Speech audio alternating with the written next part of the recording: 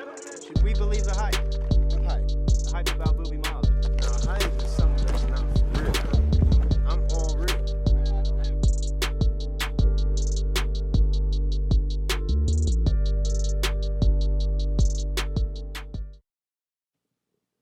Welcome back. You are now tapped into the Believe No Hype podcast, where sports and entertainment meet culture and all hype gets put to the test. I'm your host, Malrizzo. I'm here with the boy, CEVN. CNB's on the boards today, and let's get into it. We got a bunch of sports and entertainment talk for you today. We have a generational boxing match, week 2 of the NFL, week 3 of college football. We got some fantasy football waiver targets for you. And we got a special treat today. We have an actor fantasy draft. We're all going to build our own teams of actors, movie cast, and pitch our movies. First of its kind. First of its kind, I would say. Yeah. But yeah, let's get into it. The inaugural. Believe No Hype actor draft. Jackie Robinson. Yeah, this is history in the making. You guys are witnessing history here tonight, and you guys will be able to decide which film you would want to go see. Facts. Or let us know in the comments and talk your shit. Let's jump into it. This past week, Thursday night, we had Green Bay versus the Commanders. Green Bay starting to look legit. So I had some people say to me week 1, they're like, "Oh man, Green Bay looks great." I'm like, "It's week 1." Yeah. Week 2, okay, they did it again. Yep. So dangerous. if we're looking for teams to look out for, and you know what, I think the last couple of years they've been perennial contenders. Jordan Love still, and I think you guys said the other day, we can't call him a young quarterback anymore. He's been in the league for a while. So I think, they're looking to make a run. They added Micah Parsons. You don't add a Micah Parsons like that and make a trade unless you're trying to. I think that we haven't even seen, I don't think we even understanding the impact that defense is having. Think about this. They held the Lions to 14 points? Yeah, and the Lions just scored 43 points. Not on a good Bears. I think they scored 50. On a good Bears defense. On a good Bears and they were struggling against Green Bay. That has to say something. No, for sure. That has to say something. No, I think we're going to, that's a team to definitely keep an eye on. Yeah. Especially as the offense starts to come together. I know we talk a lot of shit about their receivers. Yeah. But as that offense starts, Tyler Kraft, I was calling him Tyler Hernandez in group chat. Yeah. He balled. I picked him up. Well, their coach said they have 3 or 4 number 1 receivers. He's like, I don't know. No, they got a lot of number 2s. Well, he likes them. He likes him. He likes him. And then Jordan Love likes him. Exactly. He likes that he can choose one of them each week to be the guy. Play, bro. He likes one of the kids was playing with a broken Tavian Wicks, Heath, Malik Heath, Reed broke his freaking ankle. He's out for a couple weeks. I think Watson, he doesn't even come back yet. Yeah, he comes back a couple weeks. Yeah, Dubes. Show quality. Yeah, bro, they got some guys. So, and then the tight ends, they got 2 tight ends, I think. Yeah, Crafts and Musgraves or whatever his name is. Why keep calling them Doobies, bro? What? What's his name? Dobbs? Dubes. I call him Doobs. That's how his name is spelled. I like Dubes. I like Doobs. I like Romeo Dubes. Romeo Doobs. I love it. But no, they're for real, man. And I kind of like what LaFleur's doing over there because when he took over, very underrated. Yeah, very underrated. He was part of that Washington staff, the same guys that were the Shanahans and all those came from guys. That Shanahan lineage. He went to Atlanta with them and then came over there. It's but remember Rodgers was mad at him for trying to change the Green Bay Packers style to be he didn't want to get any receivers, but he's just showing I don't need receivers for this offense. Yeah. Right. I just need bodies. Right, and he had Devontae, but anyway, But it's I like how he's rebuilding. Yeah, rebuilding the personality, rebuilding their whole identity. And they still got Josh Jacobs. Yeah, bro. Oh, so he can carry the load. Exactly. Oh, so I like that game. Speaking of Rodgers, though, did you guys see that game? Parts of it, nothing. He started to look he's starting to look his age a little. He still had some plays that only Aaron Rodgers could make. Yeah, but he's starting to look his age a little. It's what, his second game with them? Yeah, second game with them. Come on. But you know what? They only lost. I'm gonna tell you what. If you watch the game while they lost, it was a kickoff and they didn't down it. Right. And then the kicking team recovered it. Yeah. So for a touchdown. Yeah. So that changed the game to me. The returner thought that it was going to go out the back of the end zone. Did not go out the back of the end zone. They come the free 7 points right there. And I think he touched it too. So it wasn't like it was like. Well, in today's NFL, the thing with special teams, there was 3 facets of the game. Yeah. Bro, now it matters the most because the rules have changed. Matters, so just take advantage of those rules. To make sure the special teams matter more. Exactly. To make sure they matter more. I would say special teams was a big part of week 2. But that's why rosters got to get bigger. You can't have 46 guys dressing 52. and have wide receiver 3, wide receiver 4, cornerback. I think one. only 46 or 47 got sued up. Oh, Suit up, okay, yeah, okay. that's how Well, many. in it, bro, in Atlanta, bro, they got freaking some of their starting linebackers on their on their special return. teams. It's a problem. It's like, nuts. bro, Oh, yeah, in order yeah, for special teams to DeMarco get the best Hellings. out of it, you got to increase the roster. Some guys have like started their careers as special teams guys, have gotten to be known as Many. and then earned starting Yeah. jobs Many. at their positions. But that's and what then they I- still want to contribute Yeah. at their 'Cause they're a better elite. gunner. Yeah, they're a better gunner than their receiver, Right. but they're a good receiver. But Right. that's what I like, though. That's what I like. Remember, there used to be a situation where it was like, yo, you could have you were able to catch a guy having a reception touchdown and a punt return touchdown, like Yeah. Deshaun Jackson's. Like, Not a lot of. Well, did you CTs, see the though. Dolphins? The Dolphins Yeah. Patriots game. They had the Dolphins return a punt for a touchdown, and then the immediate kickoff, the Patriots returned the kick for a touchdown. Mm. so speaking of the Dolphins Patriots, Yeah. what did you think about that game?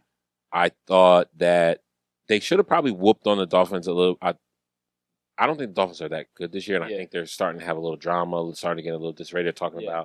about Mike McDaniel, right? That's his name. Yeah, They're talking about he's on the hot seat. This Tua's not performing. Bro, He's just Tua not performing. is not, to me. I don't think Tua's like a good backup. Like, Mhm. I would like to have him as a backup, but I don't know if he's a starter at this point. Mhm. But also, I think Tyreek Hill, he's got some personal drama going on. Mm. They don't like Waddle is not really like, I thought Waddle right now would be like unguardable, unstoppable. Yeah. Not that he's regressed. He just so far seems Plateaued. that he's plateaued a little. yeah. I would like to see him become the number one option, and Tyreek Hill kind of just be like the utility guy and make big plays. So I was always confused with Waddle's role though, because like was being that he gets to sit like high behind Tyreek Hill, you never really got to see if he is an actual number one, Right. and I never felt like he was like like, the other guys he came up with. I right. feel like they run similar routes. They do. They're not different. Except like, Waddle's not as fast. But Waddle's still a little remember taller. their rookie year, we were saying, oh, Jamar Chase and Jalen Waddle are literally like, Yeah. and now we're like Jalen Waddle's here and Jamar Chase because is. Jamar Chase catches a hitch and makes something out of it. Yeah. Like, Yeah. that guy's just built to play Yeah, receiver. no, he's gonna make a play once he catches the What- ball. yeah, Jamar right. Chase. But I would say like the Dolphins still look boofty. Yeah. You know what I'm saying? They still look horrible. The Patriots And- have some work to do, but I'll say what for going down to Miami the second week of the year, it's usually warm and humid down there. They've Yeah. always traditionally struggled in Miami. yeah. To get a win in Miami, no matter how close it was, is always good for New England. I'll say this though, that Drake May looks good. if the Drake May looks good, that defense is looking good too. Yeah, I think they're leading the league in sacks right now. Yeah, That bro, defensive line. What's his name? Landry, Mapu? Milton Williams. Oh, Marte Mapu. Mapu, bro. Mapu, Oh, yeah, like him. He's Mapu, very versatile. bro. He started as a safety, He had then a moved to pick, he had a linebacker. pick. Yeah. I was like, Marte who is Mapu. this Shout out guy? to Like- Marte Mapu. Yeah. Nah, he's tough. I Yeah. think he went to UCLA. So Tough. I like what they're made out of out there. Yeah. Is Drake May, you think, getting into that? Like, Well, you know what? Drake May, he's looking good. Josh Allen's been mentoring him, which is I think is the perfect mentor for him. I don't want him to run as much as Josh Allen does, but he does naturally do that. He's a very athletic guy. I think of him as like if he was a Gronkowski brother Mhm. that played quarterback, because like him and his brothers are very similar to the Gronkowski brothers. There's a bunch of athletic brothers that grew up together, beating each other up, playing sports, running around, jumping around. So he's one of those type of guys. He's an athlete. I think that the knock on him is that he uses his athletic ability too much to try to make plays instead of honing in on his quarterback skills. But I think that's part of linking up with Josh Allen, getting that extra quarterback work in. I'm starting to see it. So, I mean, he's looking better to me than Caleb Williams Yeah. to sure. jump into That's a good Chicago. segue. Yeah, I mean, listen, the guy has to stop playing like a cartoon character. Well, who did they play again? Just, Chicago? yeah. Who did Chicago play this week? All I know is I just saw a bunch of plays of Caleb Williams scrambling around like a chicken They with played the his. Lions. They played the Lions. They got Yeah, they got killed. Yes, exactly. Ass beat. They got killed. No mercy. Yeah. Ben Johnson got no mercy from his former team. Yeah. But yeah, Caleb, you got to calm it down. You're a good football player. You can make great plays. You don't have to make a spectacular play every Yeah. play. Sometimes you just take a snap, throw with the read that's there, or get rid of it. So you don't have to run around like a chicken with your head cut off. And a lot of that though comes to what we said, and I know we weren't even recording the podcast when we used to talk about Caleb Williams in college, Right. and whether or not the crying and the hugging his mom was an issue. And listen, I got no problem with people doing that and stuff like that. But my biggest concern was not that he was doing that. It was, how are you handling these losses? How are you handling like these moments of strife? Because in the heat of fire, you can't go hug your mom, bro. Well, let me Like, you say, got to figure it here's out. my one thing about Caleb Williams. They signed a new punter this offseason. And the day they signed the punter, he says, oh, don't worry too much about what you're going to be doing here. You won't be punting the ball much. And I think they said that he's punted the ball 41 times in 2 weeks. Leading Some the shit league. like that. Leading the league in punts. Mhm. So it's like, don't say shit like that. Yeah. you get a new coach in a new offense that you haven't even mastered yet. Yeah. So don't sit here and say, "Oh, you can't even convert on third down, my boy." So what are you talking about? And stop running around before you get your collarbone broken. What's that? Yeah, exactly, bro. But what's that cartoon sound? That sound effect. Whenever I watch him play, it's like That's what you hear. That's what I'm saying. That's what I was watching. I'm like, yo, I feel like I can hear cartoon sound effects as he runs around scrambling, making spectacular scrambles for nothing. Like Right. when guys do it and then they make a play, they throw a touchdown, they throw a first down, it looks cool. But imagine a guy does it, it's like when you do a crossover and you don't finish, or you do a crossover, you mix a guy, you kill him, he falls down, but you don't hit the shot. Mm-hmm. So I think I see Caleb Williams do a lot of crossing guys up, but not hitting the shot. Mm-hmm. So I would like to see him hit those shots. You know what I'm saying? Good old Brandon Jennings out there. Yeah, I can see. I already know Caleb Williams' future. You know what it is? What's that? He's gonna be a future Jets quarterback. That's how he's playing. He's playing like he wants to be the quarterback of the Jets one day. Yo, that's what it looks like out there. Justin Fields was once the quarterback of the Chicago Bears, and now he's the quarterback of the Jets. Well, not this week. he was asked this week, one. But he's not playing. Then they put Tyrod. Yeah, he's hurt now. He's in concussion protocol. They put Tyrod in, and they immediately score. Yeah. Like, come on. Tyrod's a baller. Tyrod is a baller, but they were off defensively. Like, I can understand offense is struggling, new people in office, new quarterback, new coaches. Defensively, they should have been a little more sound. They're still the same defense that they've had for a while. They're missing a corner, I think. That's definitely hurting them because whoever that backup corner is, I think 2 weeks in a row we talked about him getting cooked. I think his name's Brandon Stevens. Bro, he getting gets cooked, bro. by everybody. My boy. If I'm Sauce, I'm going over there and I'm just grabbing him by the face smack like, bruh, do not stop. He was getting cooked, bro. Stop. Like, figure it out.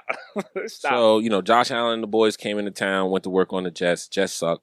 Mm-hmm. Not too much to say about them. Justin Fields in a concussion. But you want to know who they're missing, bro? They're missing Coach Brick. They're missing Coach Olbrick. That's why they're. Oh yeah, he was the defensive coordinator, right? Yeah, and then the interim head coach. Yes. Now he's in Atlanta, and he's making our defense look like the Jets defense. Yeah, let's jump to Atlanta. Like the Atlanta nuts, Falcons bro. defense is, I think statistically they're in the top 2 or 3 right now, if not number 1. They're carrying the games because the offense is only getting field goals right now, but bringing in a new field goal kicker made all the difference this week. He made 5 field goals, I think, right? It did. And so Youngway done. They haven't cut him yet, which is the craziest thing. I want to talk about that for a second. Yeah. Why do you think they didn't do? Why do you think they just didn't outright cut him? Just loyalty, or maybe he's just having, maybe it's an injury. So we having the yips. Yeah. So Raheem from Irvington said that in a press conference that he's got built up win equity with him, and that he's won him enough games in the past that he's not just going to throw him to the wolves just because he had. If you have the roster spot, then But I feel like, why waste it on him? But then he said there's the other guy's technically practice squad, right? Because there's a new rule where Parker Romo is the kicker that they brought up from the practice squad. He actually doesn't take up a roster spot. Only game day he gets active. Exactly. You can do that for I think 6 weeks. Yeah, exactly. And it's called like something like roster eligibility. So he's taking advantage of that. And That's I think smart. I think what he's doing, because Raheem's such a nice guy, he's from Jersey, I like that. He's trying to make sure that he doesn't just go into free agency hell and goes to a team that maybe make sure he goes. Might go to free agency hell though. Gets taken care of. If you get cut like that after missing kicks, nobody's gonna sign you until someone gets hurt. Yeah, but and in that game, I will say, like you said, they kicked a lot of field goals. They didn't score a touchdown to the fourth quarter. It was a primetime game. Sure. But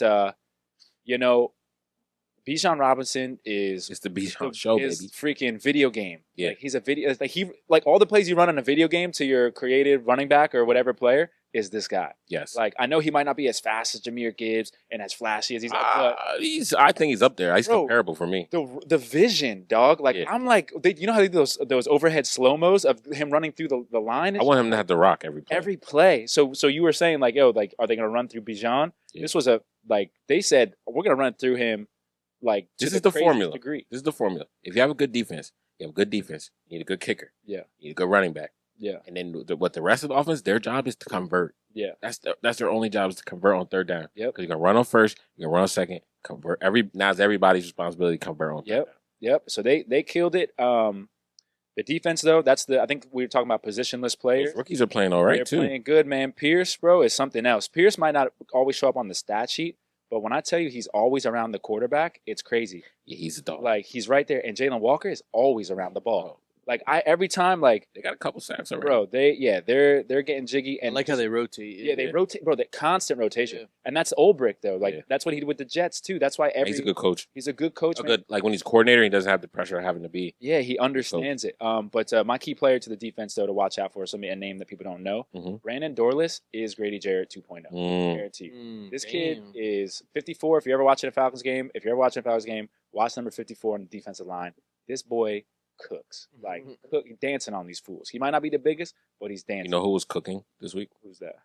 Russell Wilson and Malik Neighbor. Oh, facts. They were cooking. Balling. They Russell were- was that's balling. that's fucking Russ. That's the Russ that we look for. You give him some weapons and a little. I don't bit even of think time. I didn't see that Russ at all in Denver. No. No, but that's because Sean Payton was a prick. Yeah. We could all see Where was he last year? Steelers. Steelers. Yeah, still he showed a couple times. Showed a little bit, Flashes. but Pickens didn't come down with enough. Nah, like, yeah, 'cause he yeah. was tossing it like that to Pickens, but Nah, Malik was wasn't. like, they were. Malik, though. It was got to the point where they were spamming the deep ball so much that like that's how they got picked off in the end. Well, he got hit. He got hit as he threw But it. if he wasn't getting hit, I feel like Malik would have cooked the other guy. There was Yeah, that. he There was that left tackle. They got 5 But no, but- penalties but- in the first series. But the first overtime series, he had Wandell. Remember, Oh yeah, like he had went on. He had Uh. he had stopped a little bit. yeah. Had he kept going, it would have been. Oh yeah, Tutty. yeah. Tutty, Well, bro. Wandell balled too. He likes He Wandell. fucking balled. I think too. Russ He's a and little Wandell, like I think he likes him. because he's like who's that dude on the Seahawks? Baldwin. Doug Baldwin. No, Doug Baldwin? Baldwin. Yeah, Doug he Baldwin? reminds. Yeah, he's like Probably Doug Baldwin. he's Yeah, fast and yeah, little. Yeah, fast and little. Fast. He's like 5'8", right? Yeah, like Wandell. 5'8", Yeah. and like he's like 150 pounds. But he's fast, bro. He's beating guys. And what Russ does too, though, is he's tossing the ball before the Yeah. receivers Anticipation. before they even clear the safety. But that's what I was talking about last week about elevating everybody around you. You know what I'm saying? Yeah. Like, Yeah, that's Russ. and other than Hudson, the his whole situation with the penalties, Yeah, like the old line played pretty good. Like they were holding I up. love his backup. It's a rookie Embo. He played on Mm. Membu. Yeah, Embu, bro, that dude Membu's is on the a jet. stud. Oh, you could oh. tell. You could tell. He's not technically sound like he should be, but he's strong and big, Yeah. and he didn't let up a sack. So are they you were, saying they were doing a good job? Are you saying what Hudson was doing by smacking dudes upside the head and stuff? I like, bro, that? I personally- kinda He like said he it. didn't do that though. What do you mean he said? That's what he said. That's what he said. Well, He said I that- didn't. that's a That's move. not what I was doing. Here's the Yeah, thing. That's a He said move. I now. wasn't hitting him. Joe Alt was like made that move famous. Mm. What is it? Just Joe Alt- upside? No, what it is you show your outside hand. Mhm. So they go to hand swipe it, but when they hand swipe it, they you pull Oh. it back, and they fall into you. And when they fall into you, Right. They just with the inside hand, they just smush your whole body into the ground. Oh, so he just was missing They the body. slap, but Yeah, they yeah, slap yeah, you. yeah, It's yeah. more of a Okay. punch. Yeah, it's than like a- slap. Yeah. Yeah, but Push to the ground. Yeah, So yeah. he's missing the body and No, just no, no. and hit him on the he head. went. Yeah, He was trying something he exactly- probably couldn't do. Right. He probably is not capable of doing Exactly. that, and it probably just didn't work out for him. I low key, if I'm on the line, He was going at it with that D lineman. The whole Yeah. game. So he was like, "Yo, I'll slap him in the fucking." He was about to fight his teammates on his, when they took him out of the game. He was fired up. Jameis was talking him down though. Yeah. Jameis is the That's guy. what. That's I why can you see- need him I there. can see Yeah. Jameis going to fucking the Bengals. Giving him the Somebody might be called. They say Bro, guys got to be called. He would man. ball over Oh, there. he would. Absolutely. Oh, he would. Absolutely. That's what they Ball need. over there. Jamar Chase would love. Who do they got? Jake Browning. Yeah, Jake Browning, bro. He's kind of a turnover machine. He's kind of soft. I mean, he got it done though. Yeah, I He mean, got it done. He was targeting Travis Hunter too. Yeah, yeah, They were just like, yo, just throw it wherever Travis Hunter is. There's no way kid could be that. They were trying him. yeah. Mm. They tried him. It worked out. I mean, it worked out. They won. They won. The Burrow thing though is it's I will say it's leading to his narrative of like Injury prone. Yeah, bro. Bro, he's been hit as much as fucking. Well, Andrew Luck. Dan Orlovsky said today, he's like, he could end up being like the Andrew Luck. Yeah, And then they showed the statistics of how many times Andrew Luck got hit. Yeah. It was like 800 times quarterback hits. 800. And Joe Burrow's is like 600. Yeah, with the same amount of sacks. Same amount of sacks and the same hits per drop back percentage. it's nuts, bro. So it's like 20. They said 20 to 25% of the time, something like that. They're getting hit when they drop. But back. if you're Joe, one at it, that's once a drive. if you're Joe Burrow, I think the one person you consult with is Tom Brady. Of like, look, how can I get with my Brady, LeBron, I think coordinators? he's boys with LeBron. No, Just longevity. Get with fucking Brady and say, how do I get with my offensive coordinators to fucking protect myself? yeah, like, yeah. How do I get Release, get the ball out. Yeah, well, but That's what Brady did. But I need these play calls. I need the right play calls. I need the right adjustments. I need everybody on the same page. And the offensive coordinator is the one that sets. My question is like, at what point do you just say like you've seen it happen to other quarterbacks? Some much people are just like, glass, bro. What point do you just say like, yo, I want to get out of here? That's what I'm I want to saying. get out of here. I mean, let me go someplace that I can like make it happen. That they're gonna. I think they Rumor try to did get You put offensive him on the linemen. Colts? They always get the whoever's the top offensive lineman available, like in the preseason or in the offseason.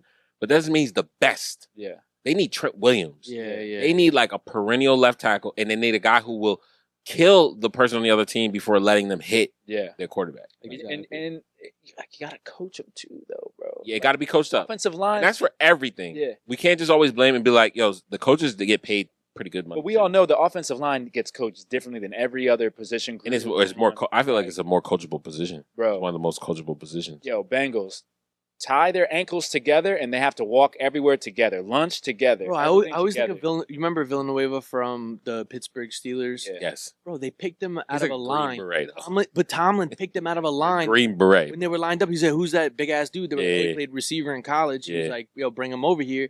He was like, whatever, 290, and he was like, "Yo, I think you can play fucking left tackle." Yeah. And he fucking became a left tackle, Yeah. a perennial left Because tackle. it's all about how Seven. you mesh. But bro. again, he's a Green Beret. Yeah. That's true. Toughness. I feel I'd rather like that die matters. before you get, Yeah. you know. And it's all about protecting your brothers. Yep. Yeah. You So gotta be a nut. You gotta be a Yeah. nut. Yep. So, need that. but you're right. If Joe Burrow decided to get out, I think Indianapolis was be a great place because we're watching Indiana Jones, aka Danny Dimes, aka the Bro, it's best killing me. offense It's in killing me. NFL history. Oh my God. It's killing me. It's killing me. Again, Brother. stability, making sure that your offense is, and it's not, and I don't even think this offense was necessarily placated to Daniel Jones, but Daniel Jones, I think when he picked an offense or team to go to, he made sure it was something that he was familiar and comfortable with. And I think that that's the situation he's in now. And they got ballers. They got Pittman. They got Tyler Warren. They got Jonathan Taylor, who's probably top 5 back. Yep. You know what I'm saying? They got probably one of the best definitely a top 5 offensive line. Top 3, bro. Yeah, top exactly. 3. Top 3. Josh Downs. Josh Downs, Alec Pierce. They got ballers. They got Squad. good defense too. I can't name all the players on their defense, but I know they got some players. I feel like they always Forrest Buckner. Yeah. Yeah, he's the anchor point of that defense. Like, those linebackers, bro. They always Yeah. have guys. I feel like they're defensive guys. Like they're not household names. no, they're not. They Not ball. for at least not for us, Not because for us. they haven't been getting a lot of attention in the last couple of years. But Yeah. they have some good guys. Yeah. Quiddy Pay, Grover Hey, Stewart, yeah. DeForest Buckner. I named. Who's the linebackers though? Oh, Zaire Franklin. Zaire, yep. Yeah, Zaire. They got.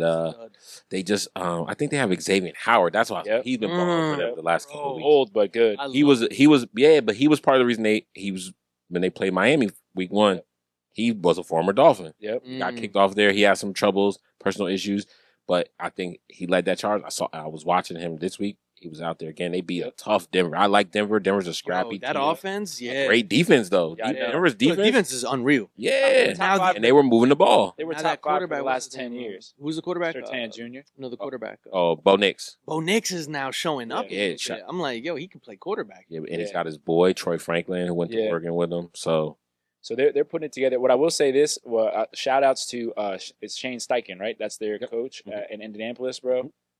You're running a well-oiled offense, dog. Like that's RPO done at the highest Yeah. level. when you had exactly you whatever it is, it clicks. It's oiled, and I understand now when they say oh, this type of coach just needs this guy to be there for it to run correctly. And Daniel was always a good game manager. Yeah, He was always a good game manager. Always. because I think that the guy. O-line, bro, that makes a difference. That made a Yeah. huge difference, I think. Well, he changed his game in the last few years with the Giants of okay, instead of me trying to make plays, let me just take what the defense gives me so I don't turn over the ball. And he took that. That's all this Indianapolis, offense is. Now that's all it is. That's all it is. And Throw to the plug it open in. guy. Yep. And you have time to do it. Yeah. 100%. Because the Browns run a good offense like that as well. It's just they just can't. They just They're don't have scrappy the players. too, though. They They're just going to have the steal players. some wins from people this year.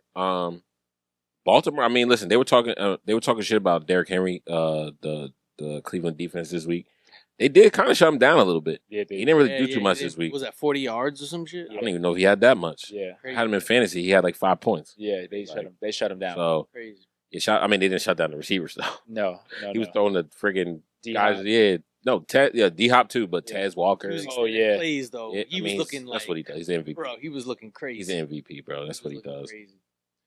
Lamar, bro. Who else do we have out here? Mac Jones. Mac Bro. Jones was out here looking Mac like. Jones, but can I talk about fucking Baker Mayfield Oh, getting it done? bro. Oh. Let's talk about Baker. Can we talk about Let's him? talk about I Baker. thought he tore his ACL on that run, Yo, they say he's And good. then- His MRI came back today clean. and then CJ Gardner just Oh, he got up. shit. Yeah, He got up. He said, "Bro, I I love like that. As a that. I quarterback, like that. that's I what like you that want. play. That's what you want, bro. That fucking He's a gamer. They were saying today that if you look at his numbers, he's an elite quarterback. gamer. Nobody thinks of him. I personally have always thought of him as an elite quarterback. I forget who said this, maybe a podcaster or somebody, but they said like when the Browns cut him, they were 8-7 that year. Like you don't Yeah. cut a quarterback because the team went 8-7. Mhm. Like when you've already been a bad team. That's your second year. Like it wasn't him that they like. If anything, he carried that team to even beat to 8 victories. The playoffs, bro. This is the last time they went to the playoffs with him. Yeah. So yeah, I think they gave up on him too soon, and you know what? God curses them, and they're cursed now. Yeah. So that's what they get. Yeah. But he is He's unbelievable, bro. And he's never like I don't ever see him sweating, bro. Like he's he don't like trip. he doesn't poised, exactly doesn't confident. trip, bro. And No. he just trusts his guys. He like, knows what he can do. tossing that And he's thing got around. Mike Evans. Yeah. He's got Mecca Buka. Yep. Oh, Mike Evans He's getting gonna get double. Chris Godwin, and he's got Abuka needs to Sterling make Shepard, plays. bro. Abuka needs to make more plays though. After that game, he just needs Who's to make that? more plays. Abuka. Abuka. He's Now they left a couple plays on the field, but bro. If he's gonna play that important of a role Yeah. in their offense, Yeah. I mean, sorry, bro. got a Big- tutty. But we know Bake, as much as we love Bake, he does miss throws too, though. Listen, He's one of those guys. I think he's first or second in the league in touchdowns right now. Bake? Gunslinger. Abuka? He's got 3 touchdowns. Yeah. Could have had more. Could He have definitely could have had one or Could two have more, for They- sure. Yeah, bro. That team is dangerous. I mean, that shows why they've won the NFC South for the past 5 2 or years 3. now. I think. Oh yeah, yeah. Five, Oh yeah, bro, yeah. since Tom Brady. Well, I'm saying Baker's won it two times in a row, but if Yeah. you're talking about the Bucks in general, yeah. Yeah, and the Texans still show that they just don't know what the heck to do right now.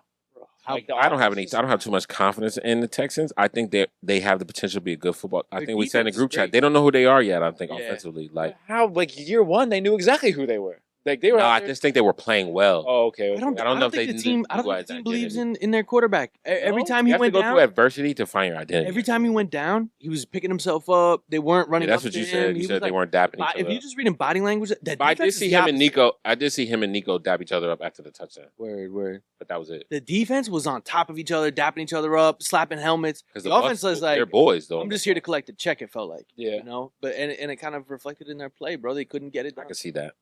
Yeah, they need to figure that out. And if they don't figure it out this year, you're asking a lot of questions about next year of who's staying and who's going. I like D'Amico Ryans. Mm. I do too. But I it's feel like they're gonna fire him.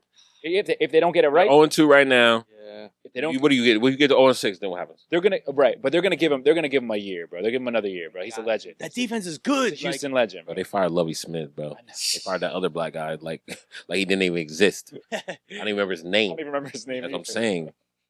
But they kept Just got rid of that guy. They kept Fired Bill him before O'Brien they announced forever. His name. Yeah. Billy O. Yeah, they kept Billy O forever. Billy O had those Super Bowls. He was attached to the Patriots. You know, Yeah. Patriots stays gold. Yeah, even their backup quarterbacks, Even their even their or old quarterbacks, Yeah, for like sure. like Mac Jones, right? Mac Jones, exactly. But again, I don't think that Mac Jones, his quote unquote failure in New England was his fault. They were in a turmoil, absolute turmoil. After Tom Brady left, they got Cam Newton. Cam Newton comes in, but we have COVID. Yeah, COVID happens. Okay, whatever. Cam Newton does the best he can. Freaking Cam Newton says, I'm going to come back. He comes back. They draft the quarterback. They're like, you guys played just as equally as good in the preseason, so we're going to go with the rookie. We don't need you. We know you don't want to be a backup. Like, Cam Newton's gone. Okay? They could have just rocked with Cam Newton still, let the kid develop a little bit. At least that year he had Josh McDaniels. hmm Yeah. Then Josh McDaniels is gone, whatever. I think he goes to Vegas to be the head coach of Vegas. And then they decide, Bill Belichick decides he's going to run the offense with freaking, what's the guy that was, Joe Judge and fucking Matt Patricia, who one's a special teams coach and the other guy is notoriously a defensive coach. So why are you going to try to play the kid and not give him a real hmm offensive coordinator and then blame him when he did the best he could that season and I think he ended up getting hurt. So I hope the best for Mac Jones Yeah, in San Francisco well, he's in the in a- rest of his career. That's what I say. He's in a great spot. San Francisco is another system. team that's a great system, plug and play. If that's why I say like it's And pretty. he's been doing that for what, Shanahan? He's been out there for what, over 10 years now? Yeah, bro. Like Successful, yeah, consistent, and the consistency. Patriots didn't have any consistency in the Mac Jones era. Mm. And San Francisco is known for their consistency. So I think it's a match made in heaven. He knew what he was doing when he signed there. Mhm. He knew if anything happened to Brock Purdy, and I don't think people would be mad if, like, let's say he goes on a hot streak and they're like, "Oh, we're gonna stick with Mac Jones for now." They did that with Brock. That's what they do with Brock Exactly. Purdy. But the So only I don't difference think is anybody now would Brock Purdy's got a $400 million or whatever it is. Yeah, like $60 million a year. Yeah, They'll cut his ass so quick. With 60 bro, you see him in the commercial, Yeah, in the bro. cowboy boots and shit. Like, you got the money, now you acting funny. Yep. Don't be commercial. Don't be commercial Brock. That's Be fact. commercial Brock, and now you're injured. Yep. So, Exactly. but yeah, but I would say that the one thing I'm noticing not trend, but a lot of quarterbacks, starting quarterbacks out this week. You got Brock. We just mentioned Brock's out for a couple of weeks. You got Burrow's out for a couple months, or if not the season. You got AJ. You got JJ's out for a couple of weeks. Mhm. I think Carson Wentz is going to back him up. Yep. Fields is in a concussion protocol. Tyrod Taylor's going to start this weekend. Yep. And it brings me to something I feel like is not stressed enough, and I feel like teams always drop the ball on this, which is having a quality backup quarterback. Like, everybody, if you don't have a backup quarterback, and I don't know too much about Jake Browning, he was decent in college, but is that the guy you want to replace Joe Burrow and carry your team for 2 or 3 months? Give up a third to the Giants. Grab Jameis Winston. You probably won't even have to do a third, maybe a fourth or fifth. I want a third, bro. I hear you. But I'm just saying, like, teams, like the Giants are in a perfect quarterback situation. Literally every quarterback could get hurt and they'll still be fine. Yeah. You know what I'm saying? So why don't teams put themselves in positions to have a quality backup when there's quality quarterbacks out there that have game experience, that can sling the rock, that can manage an offense? I think they just can't. They just can't look that far ahead. I think coaches. They think their guy's not gonna get hurt. They don't. Coaches look as far as the next game. I You think know, so. like, and they don't think anything past that. You think it's that they just think their guy's not gonna get hurt? Yeah, because I think they see guys play through fucking turf toe. Guys Yeah, play Tim through Toe I didn't think was like. AC joints and fucking. You saw fucking the receiver for the Chargers. Who's the older receiver? Oh, Keenan Keenan Allen. Allen? His shoulders, his AC joints. Yeah. His shoulders go up like 2 inches. There's 2-inch bumps, like perfect Wow. little mounds on his shoulder because he has bad AC joint sprains. And he plays through them. He didn't get them surgically repaired. Mhm. It's like when coaches see shit like that, where you just look like a freak. Yeah. You're like, nah, I'm suiting up, coach. You're like, okay, so I got you every week. Got you. Yeah. No matter what happens, you're gonna Yeah. come back limping and say, I'm ready to go, coach. But I also think they try to avoid the drama aspect of everything. Like, I feel like because, fans will go crazy, right? It's like, oh, like, You have so and so as your backup. you have so and Put 'em so. in. Why would you throw him in? Why would you throw Yeah. him in if so and so is bad? And it's like teams don't like to go through some of that drama, which is like kind of annoying. But also, whatever happened to growing your own freaking backup quarterbacks? And that's why the Saints, what they're doing right now, it's like, okay, cool. Spencer Rattler is going in there, and we're actually realizing he's not that bad. Not that So bad. it's like Get a few years to cook. exactly, Yeah. A few years to bake in the yeah, oven. If and he had he's- like 4 years, he'd be good. But the fact of the matter is like he'll be his best is he'll be a good backup quarterback. Yeah. I think though that it gives now the New Orleans fan base someone to fall in love with while still looking They're not for their spending quarterback. $200 million. Not But spending $200 million. He could potentially be a Daniel Jones ceiling kind of guy, Yeah, and even like a Carson Wentz floor guy. Or he could be a Kyler Murray. but they're not going to run him Or out. Kyler Murray. You know But what I'm saying? Guys who kind of get it done, or guys who kind of. But he has upside still, is what Right, I'm exactly. saying. Like, And if he doesn't do poorly, they're not going to. but his basement is still a decent quarterback. Yeah, Right. yeah. And they're not going to run him out of town because he's homegrown. They like it. And Yeah. the pressure. It was never the expectation for him Yep. was never to take this team to a Super Bowl. Right. It was just to there was no expectation. He was a backup. Right. And then it was, now he's making himself made. Because I they think- thought they had a franchise quarterback Yeah. before the season started, and then the guy retired. Exactly. So, But when you start trading for the backups, now all of a sudden that's now the But fans remember, are like, coordinators are also super expendable now. Like they're in and out year Yeah. by year. They're bumped up. to There's head no coach. development. They're There's bumped up zero to coach development. So fast. Like Salah becoming the Jets head coach. Like all that. Yeah. shit do you happens really so think fast. that they think that there's just enough talent out there where they're like, oh, there's a guy good enough to play right now. I don't need to develop my a guy." offense is that good? that's Yeah. that's what it is. The hubris, right? Oh, my Yeah. plan is so good. My Joe Judge, I'm such a great this. I'm such a great that. That was You embarrassing. know who's great? Who's that? Me at picking fucking waiver wire targets. Let's hear the waiver wire. Because we had Zach Ertz. He had a good game. Yeah. Juwan Johnson, Quentin Johnson. Had a couple other guys, but my guys pretty much balled this week. Yeah. I got a couple waiver wire targets this week that I'm looking at. One being Wan'Dale Robinson. We mentioned him earlier. Mhm. I think the connection between him and Russell Wilson will be crucial. He'll at least get a couple catches a game in PPR. That's crucial. Mhm. So I'm looking at Wan'Dale Robinson from the receiver position. Another receiver I'm looking at, I mentioned him earlier, is Troy Franklin.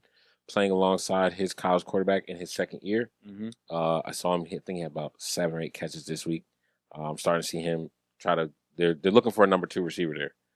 It's between him, a rookie Pat Bryant, a couple other veterans there, but they're looking for somebody to be the guy next to Cortland Sutton when he's getting tied up. Who can make plays for them. So I think Troy Flankern is applying for that job. I mentioned him last week. He still may be available in some fantasy leagues. That's Jawan Johnson, tight end from the Saints, playmaker. Again, if you're not too confident in the quarterback situation there, just know Johnson is a playmaker. He's going to go up and get it from the tight end spot. He's going to beat linebackers and safeties, and he's a touchdown scorer. And last but not least, if you're looking for a quarterback with all these banged-up quarterbacks, Jared Goff is floating around in most leagues. We know what they're trying to do every week. They're trying to hang 50 on everybody. Yep. That's just the Dan Campbell way. So if you're looking for a quarterback, Jared Goff may be a guy to add on this week. I drafted Jared Goff like in the 5th round. I have him as a backup. Yeah, I had it. Yeah, but he is in a couple other leagues. I've seen him out there. So if you need a waiver wire target this week at quarterback or free agent by this point, look for Jared Goff. Yeah, I like that. And if you're looking for a defense to pick up the Atlanta defense against Carolina. The Atlanta defense. I actually am thinking about picking up the Atlanta defense against Carolina over the Rams. I have Rams defense, but I have a couple leagues. I like to play my defense week to week. Like I'll drop out for whoever has a favorable matchup. So I do that, and same thing with kickers. If we want to go over a couple, I'll give a rundown of games this week, and then we're going to jump into a new segment we're going to call 7 on 7. Ooh, let's go. And Sav's going to give us his pick. Let's go. And this is actually episode 7, so it's actually perfect for us to unveil this new segment on this week's episode. When the stars align. Yes, sir. So kicking off tomorrow night, Thursday, we have Miami at Buffalo. On paper, it looks like it's going to be a butt-kicking Buffalo stomping Miami into the ground. Might see if Miami has any fight left in them.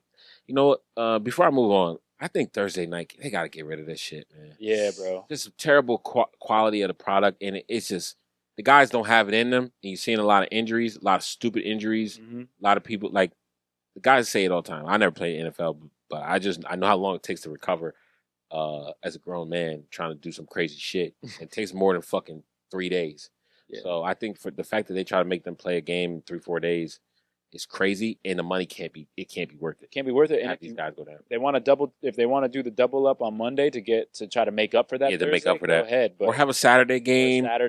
Or Friday. Fuck those college kids, bro. Yeah. The NFL will take precedent, and people who like to watch college will watch college, and people who like to watch pros will watch pros. Yeah. But if you're not putting the games on Friday and Saturday because of college, fuck that. Let's give these NFL players who we invest a lot of time and effort and money into. Let's get them to put out the best product possible. And if you eventually want to extend the season, I have an idea personally. You know me and my fucking whack-a-mania ideas. That if they split games every 10 days, like baseball, they don't matter. It doesn't matter what day of the week baseball or NBA is on. People are gonna watch it. So what if football just was every 10 days? They got a 10 days. Like if it's a Tuesday game, it's a Tuesday game. It's a Wednesday game, it's a Wednesday game. You get a 10-day break. And everybody gets to stay as healthy as possible, and you might get the best product possible. Yeah, that's true. The season's going to be a little longer. I think they're worried about consistency, though. Like people like knowing, like okay, like it's time to watch the game because now it's like their week. Yeah, but they can promote the shit out of it. They can plan the week around it. Like with social media, they could literally send you an alert to be like, "Oh, the Dolphins are playing the Bills." But if they added an extra bye week to allow for sure. these guys to rest, then the double bye week for sure. Yeah, then the Super Bowl lands actually on I think a holiday weekend every year if they do that. I think it lands on like Martin Luther King Day or something like that. But just that too. I have a whole nother thing about Super Bowl weekend. Yeah.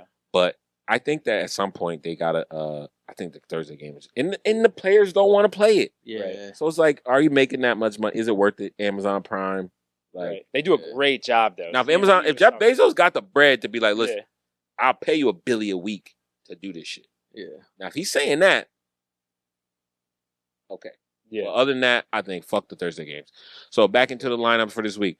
We got Green Bay at Cleveland. That's probably going to be a very scrappy matchup. Probably maybe even low scoring. But that's definitely looks like a fist fight out there in Cleveland. We got Indy at Tennessee. Rivalry game. I'm looking for a swift victory for Indy. Cincinnati at Minnesota. Two backup quarterbacks will be going at it. Pittsburgh at New England. The Rams at Philly. We got Houston at Jacksonville. The Jets at Tampa Bay. Fuck the Jets. Las Vegas at Washington. Atlanta at Carolina. That's probably going to be another wash. Mm-hmm. Although Carolina does tend to play them scrappy, it's a division game. New Orleans at Seattle. Dallas at Chicago. Arizona at San Fran. And we have Denver at the Chargers. Yep. Sunday night, the boys, we may be attending the Kansas City Chiefs are coming to play the New York Giants. And then Monday night, we have Detroit at Baltimore. I'm looking forward to that. Yeah. That's good. That's the great Monday night game. Yeah, it's sad. So give us your top 7 picks. All right, my 7 on 7. Here's what we'll do. I got my notes here. Mhm. Be real easy. Got my notes here. What I'll do is I'll just, instead of just telling you exactly what they are, I'll just start going down the list. All right. Let's do I it. got to start the list first off with Atlanta at Carolina. Yes, sir. Although it may be a wash, like you said, Mhm. Carolina does play them hard, but I'm looking at a couple things, right? And if you're an NFL fan, you're looking at a couple things. You're looking at Bijan Robinson, Yes, sir. and can he keep putting up these video game numbers, and are they going to keep running that offense through them? Because if Carolina is as bad as we think they are, and Bijan is as good as we think he is, Mhm. I think we're going to see him run through this team. See if they can pick it up on the passing game this time around, because they could not get it done in the red zone, so we want to see that. And then let's take a look at that pass rush, no? Like, let's see if that pass rush can keep it up. Let's They see if gotta we can get keep some it more sacks. It's firing for sure. Exactly. Keep that thing firing. So that's a 1 p.m. game. That's easy to watch. We got ATL. That's right. We got ATL. We got Houston at Jacksonville. Why are we doing Houston at Jacksonville? We just talked about how Houston maybe might not be that good of a team, or Jacksonville being that good of a team. Right. But it's because of in division right there, Mhm. right? Because whoever wins that division, can go to the playoffs still, even if their record is bad. Yep. Plus, what is going on with Houston? Like, if you would, like, we really want to know what's going on there. Like, that's something we need to figure out. Stroud, where you at? Are they gonna Collins, drop what's to going on? 0-3? You know what I'm saying? And are they going to drop to 0-3? 0-3 is a crazy place for Houston to be. Yeah. Especially just 2 years ago, we were talking about them being like a perennial playoff Right. team. You know what I'm saying? And then also Jacksonville and I'm choosing the winners, right? You're choosing winners. Yep. Okay, cool. So Atlanta, Carolina, Atlanta wins that game because Yes, of sir. this. Houston, Jacksonville, Jacksonville's winning for the Ooh. reason of, I'm sorry, Houston's got to go to 0-3 because Jacksonville seems like they know what's going on. They might not be that good, Mm. but they know what they're doing. They know how to play the game. Like they've have Trevor Lawrence there.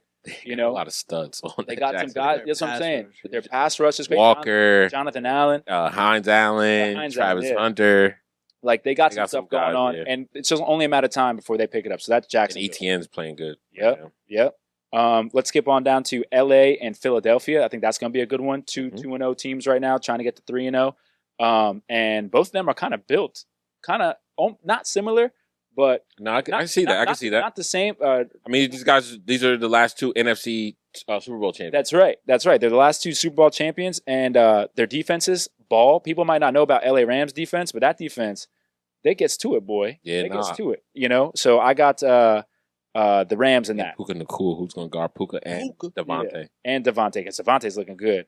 So I got the Rams. I think their defense is real. I think Philadelphia is good. I think I might ride with you with that Rams. Yeah, I think Philadelphia is good, but they seem to always drop one game in the beginning of the. And they've been close to losing games the last 2 weeks. They've been winning close games. Yeah, so I think the Rams are the ones to be able to take it over the edge there. Yes, sir. Game number 1, 2, 3, 4. I'm going Denver versus LA Chargers. Another in division game right there. Great defense versus That's going to be a tough game. right. Great. The whole week is filled with tough It's matchups. tough matchups. But we got division games this week. Yep. Denver versus LA.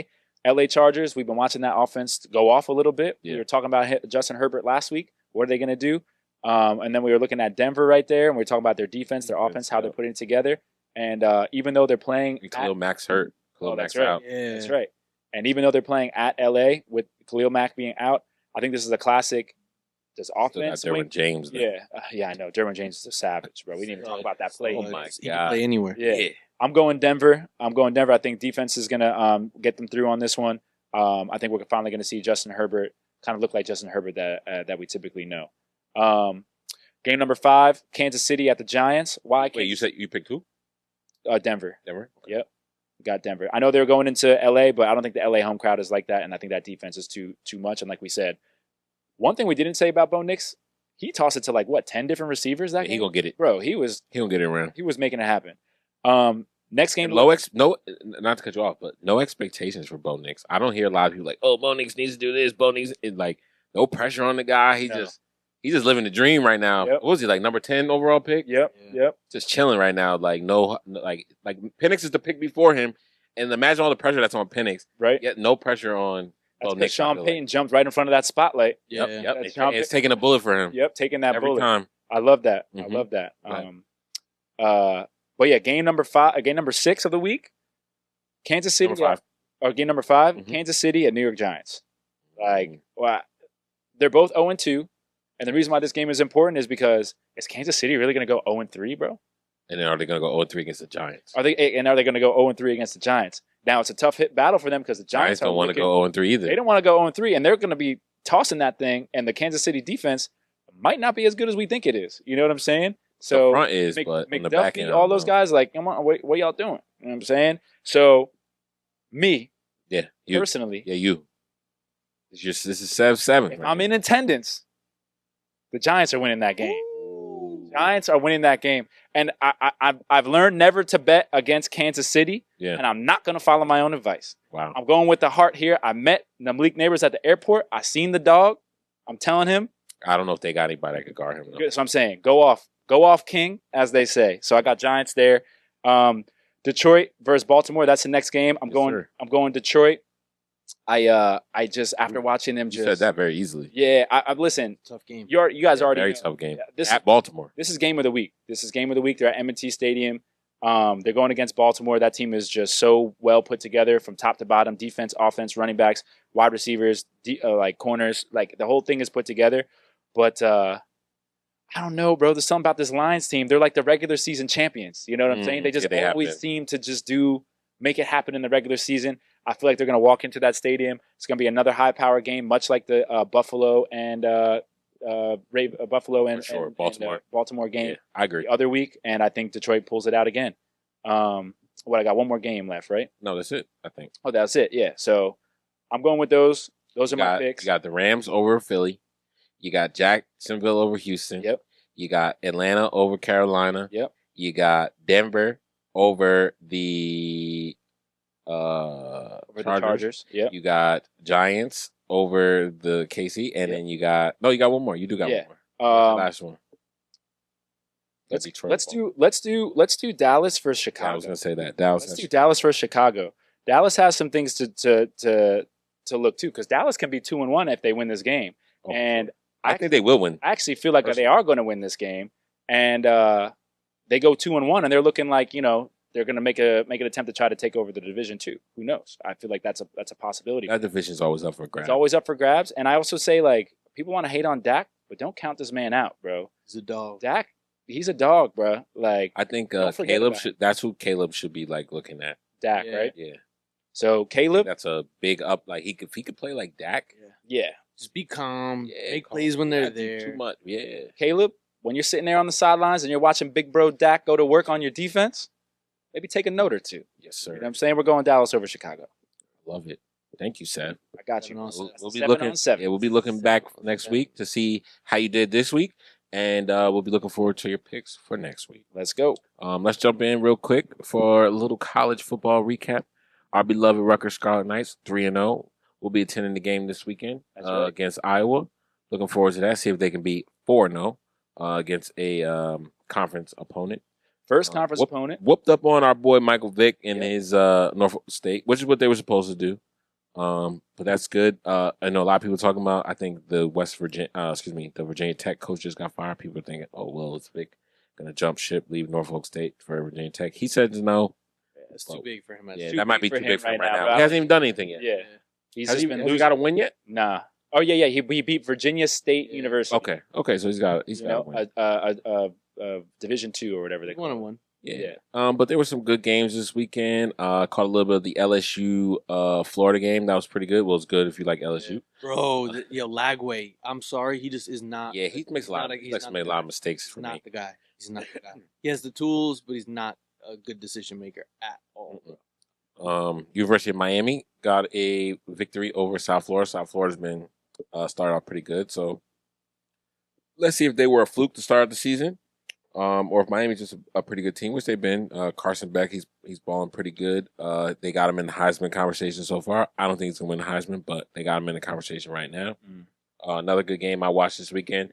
was really the one game I sat down and watched the whole thing, which was Georgia Tennessee. Yeah, it was a dog. That was a dogfight all the way to overtime. Yeah. I love that. I would love to see that matchup again in the playoffs, or SEC championship or something. I would definitely love to see those two teams go at it again. I'm a big fan of Tennessee now, just because my player, my Road to Glory player goes there. So I've been studying up on Tennessee. You've been watching them? Yeah, I fuck with Tennessee. Okay. Just a quick aside: is there any more updates or no? I'm in the league now. Okay. Playing for the in the Saints. regular season? I am. I back up to Spencer Rattler right now, but he just got hurt, so I'm about to. I haven't played it yet, but I'm about to start my first game. He just got hurt. I think I'm guessing this is how they write this. This is like a on purpose storyline to like you get drafted, you work for your spot. They're like, oh, earn your starting spot. Mm-hmm. You don't get to earn it, but you play in a couple situations. Like In practice? like let's say one is like, oh, he gets hurt during a game. He's not out for the year, but he's just hurt during the game, and then you need to go in. You go in. You come in like the third quarter and play the rest of the game. One scenario is like the team is losing by like 30, so you go in. You play, and then now he's injured, so now I'm going to become the starter this week. Have you done the come in down 30 yet? Yeah, I did that. Did you? How many? What'd you do? I didn't come back. I mean, we didn't come back and win, but I threw like 3 touchdowns. Damn. Let's go. Can't control the defense. I think that like, Damn, 3 tuds. what can you do? You know what I'm saying? So you could, I guess it's like real life. You came in with stats. You came in. I mean, with my guy's balls, but he's a runner. I was gonna say, does you run a lot? You run a lot. 93 speed. How many yards rushing you get usually? Only like 50 a game. I mean, that's a good amount though for a That's a lot, quarterback. yeah. Though. I But don't in, try not to college, run. what were you getting? In college, it was like Rushing. varied. Because I'm You know, only in college, getting, if you get sacked, they count the sack negative, yardage yeah. as. yeah, it's I'd rushing. be like, I'd rush for like 100, but at the end it'd be like 60. Yeah, Because it's like they took 40. Yeah, I got sacked 4 times, like while scrambling. So I hate that. yeah, but that's really how they do it in college. Like Crazy. so, which is dumb. Because they don't do that in the NFL. They don't count sack yards. Exactly. So I don't know why they do that. They shouldn't. Yeah, they shouldn't. But yeah, some other top teams getting wins. Michigan got a win. Texas got a win.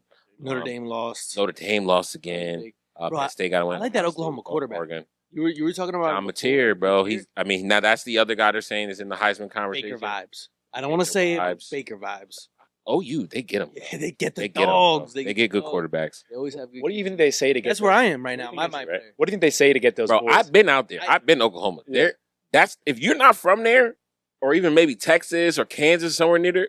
I don't know why you would go there. Like, it's nothing out there, bro. Like, think they nothing, just, like- nothing. I think they just show them like Tumbleweeds. Like, that kid, I Show Speed, he's in Oklahoma today. And he was like, someone was like, oh, how you like Oklahoma? He's like, I don't know. I saw a fucking tumbleweed. I remember when I went there, I'm like, there was literally at 4 o'clock in the afternoon, there's like tumbleweeds. It's the biggest city. There's Tulsa, I think. That's the biggest city. Yeah. It's bigger than OKC? Yeah, I think it's the same Damn. size or bigger. Yeah. And OKC's not that big. OKC has like 2-3 big buildings. You could throw a rock from one side of OKC to the other. But Oklahoma City, I mean, University of Oklahoma or whatever is not in those. No, it's not in Oklahoma. It's like outside. It's like of it. outside, yeah. Yeah. It's Stillwater. You I have to think. drive. You still have That's to where drive my like an player hour. goes. My grandfather's from out there. My player plays for Oklahoma. Yeah? Yeah, I had to. The receivers Dang, were so love good. I that. transferred. I love that. Transferred out of LSU. Really? Yeah, You're at they LSU? They had me as a backup for a whole fucking year, bro. Yeah. A whole year. And, Without a chance to even earn it. Exactly. And then I'm looking at all the transfer options. I'm like, look, I'm a loyal guy, Yeah. but I don't have to battle it out for my spot. And this were you a year. starter right away at Oklahoma? Right away. Because Mateer probably I was left. like at right? 83. Yeah, material was gone. Damn. But- and they didn't transfer anybody in. But the schools that I was going to go to, I was They considering. were bringing other They were guys. bringing in, like too. I was going to go to Tennessee. I was like, maybe Tennessee's a Bro. good place for me. That's how it was. When it came down from when I came out of high school, it was Tennessee and Clemson. But Clemson had recruited 2 other 5-star quarterbacks. Yeah. So why am I gonna do that? Yeah. That's why I went to LSU because they weren't recruiting anybody. Yeah, nah, they gotta stop. And I wanted to go to like a wide receiver U, but then I thought, you know what, Oklahoma's the other wide receiver quarterback U. Mhm. So I was like, I gotta go there. Yeah, but it's tough for Notre Dame. Like, you know what? They have an independent schedule. They put the teams on their schedule. They play who they play, and you know what? They're still ranked. I don't know if I necessarily agree with that. They're 0-2. Are they the best 0-2 team in the nation? I guess that's what the voters say. Yeah. But let's see how they. Let's see. I like I love their what's coach. the coach? Zach Coach is Great good. Yeah, Um, I think it's a good little roster. Marcus politics. Freeman. Yeah. So Good roster. let's hope for the best for Notre Dame. A team that I look at, I've been watching a lot the last 2 years, and they got a good victory this weekend over Clemson. Is Georgia Tech.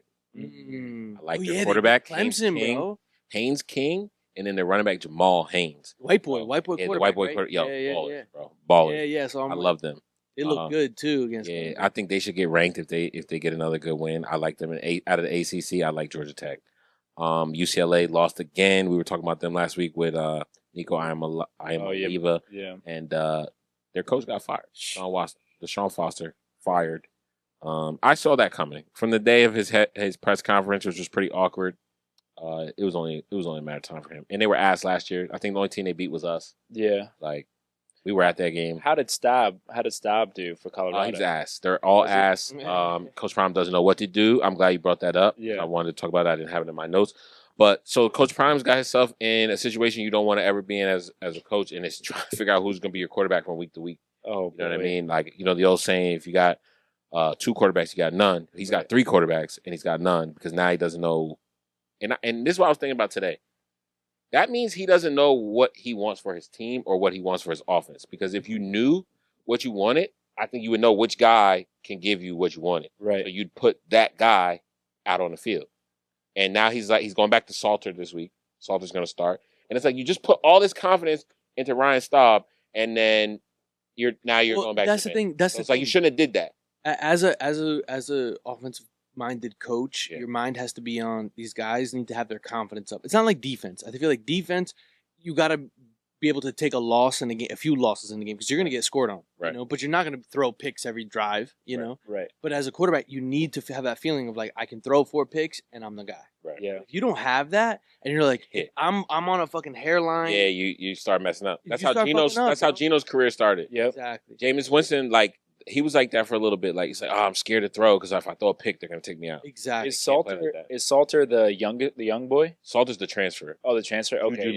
Julian Lewis is the young boy. Well, you know, is it as simple as him just making a decision and saying, "Yo, Salter, you're the guy." I know I went around to the other guys. That's what he's basically doing. It out like this because I thought that's what he was gonna do with Staub. Exactly. And to be honest, like, he's saying, I don't know. I think Staub. I thought Staub was a senior or Salter.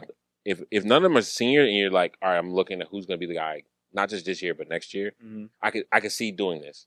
But if it's like, oh, you're trying to win now, obviously you're not trying to win now because you wouldn't be doing They this. got a few transfers in. They have an offensive lineman who's a big transfer. They have squad. Yeah, they have coaches out the ass. Shows how good Shador was. Yeah, Shador and Travis. Yeah, and Travis. And Jimmy Horn, bro. And Jimmy. Oh, the whole receiving core. The whole receiving core. NFL whole receiving core, bro. All of them. Weaver. Weaver, LeJontay, bro, they're all in the league. Yeah, they're all in the league. All his receivers are contributing in the NFL. But yeah, some big games we're looking forward to this week.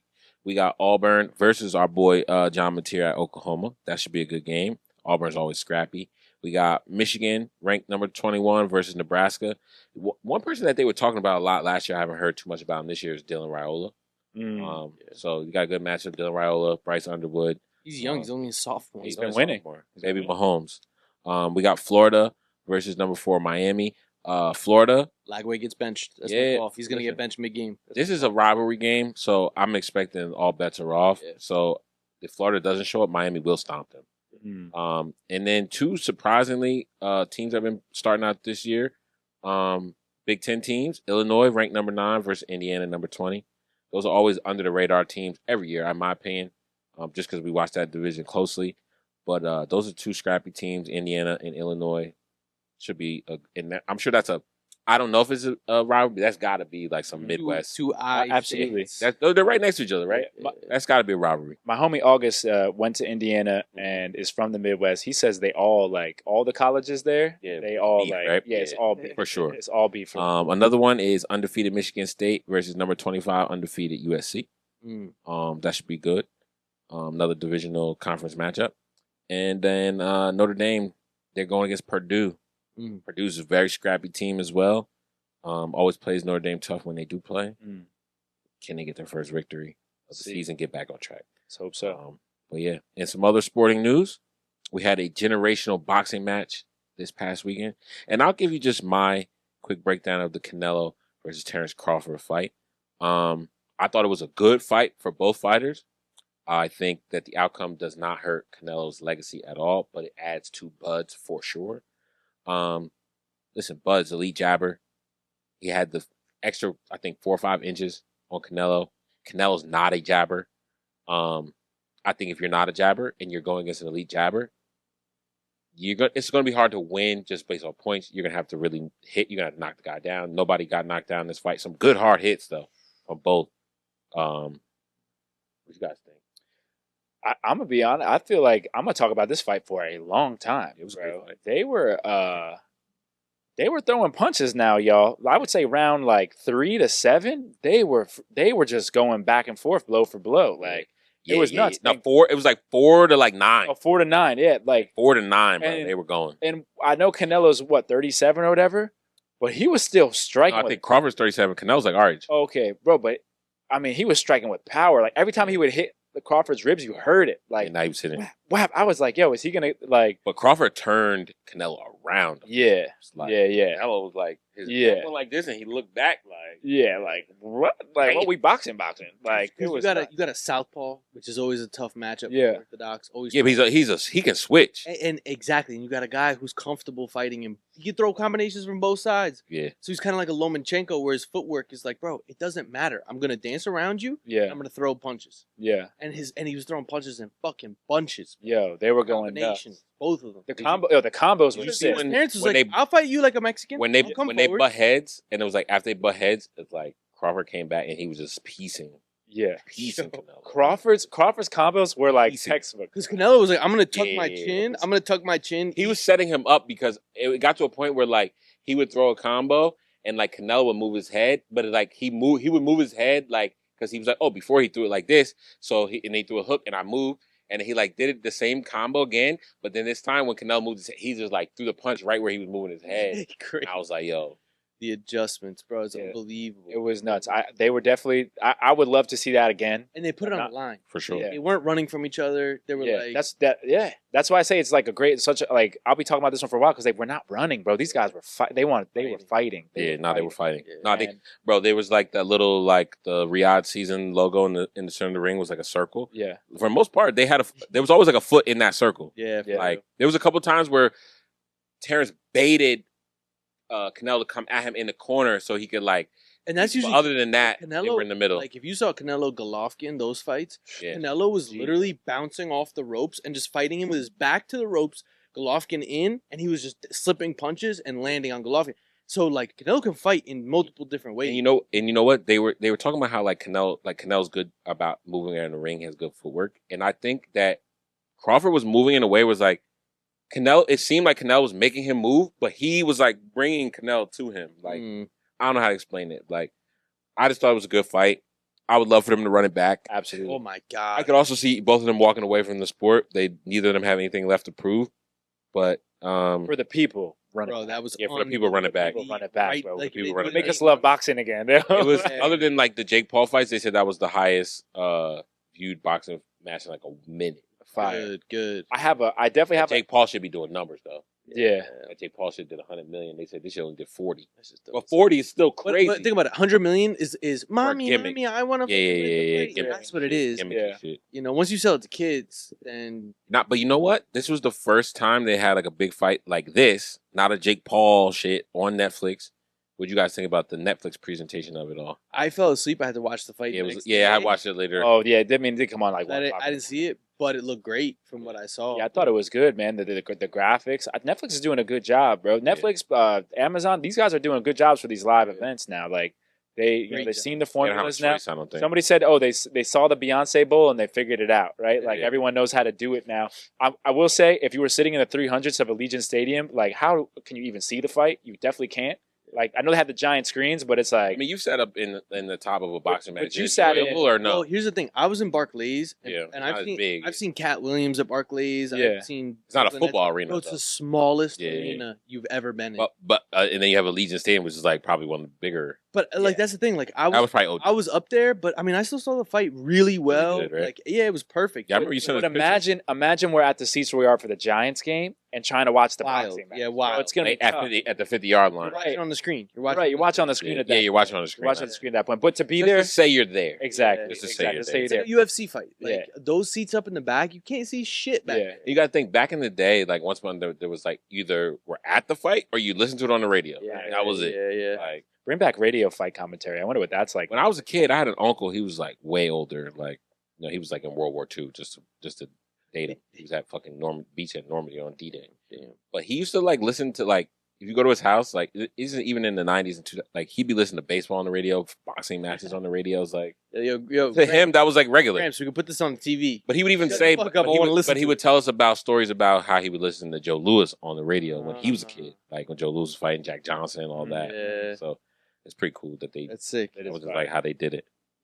In other sports and entertainment related news, Cardi B and Stephon Diggs announced they are having a baby. Stefan, what's your PR team doing here? Yeah, bro. Listen, I think that this is. I said this maybe a week or two ago, but these NFL players are like, look, if you're Travis Kelce, you get Taylor Swift.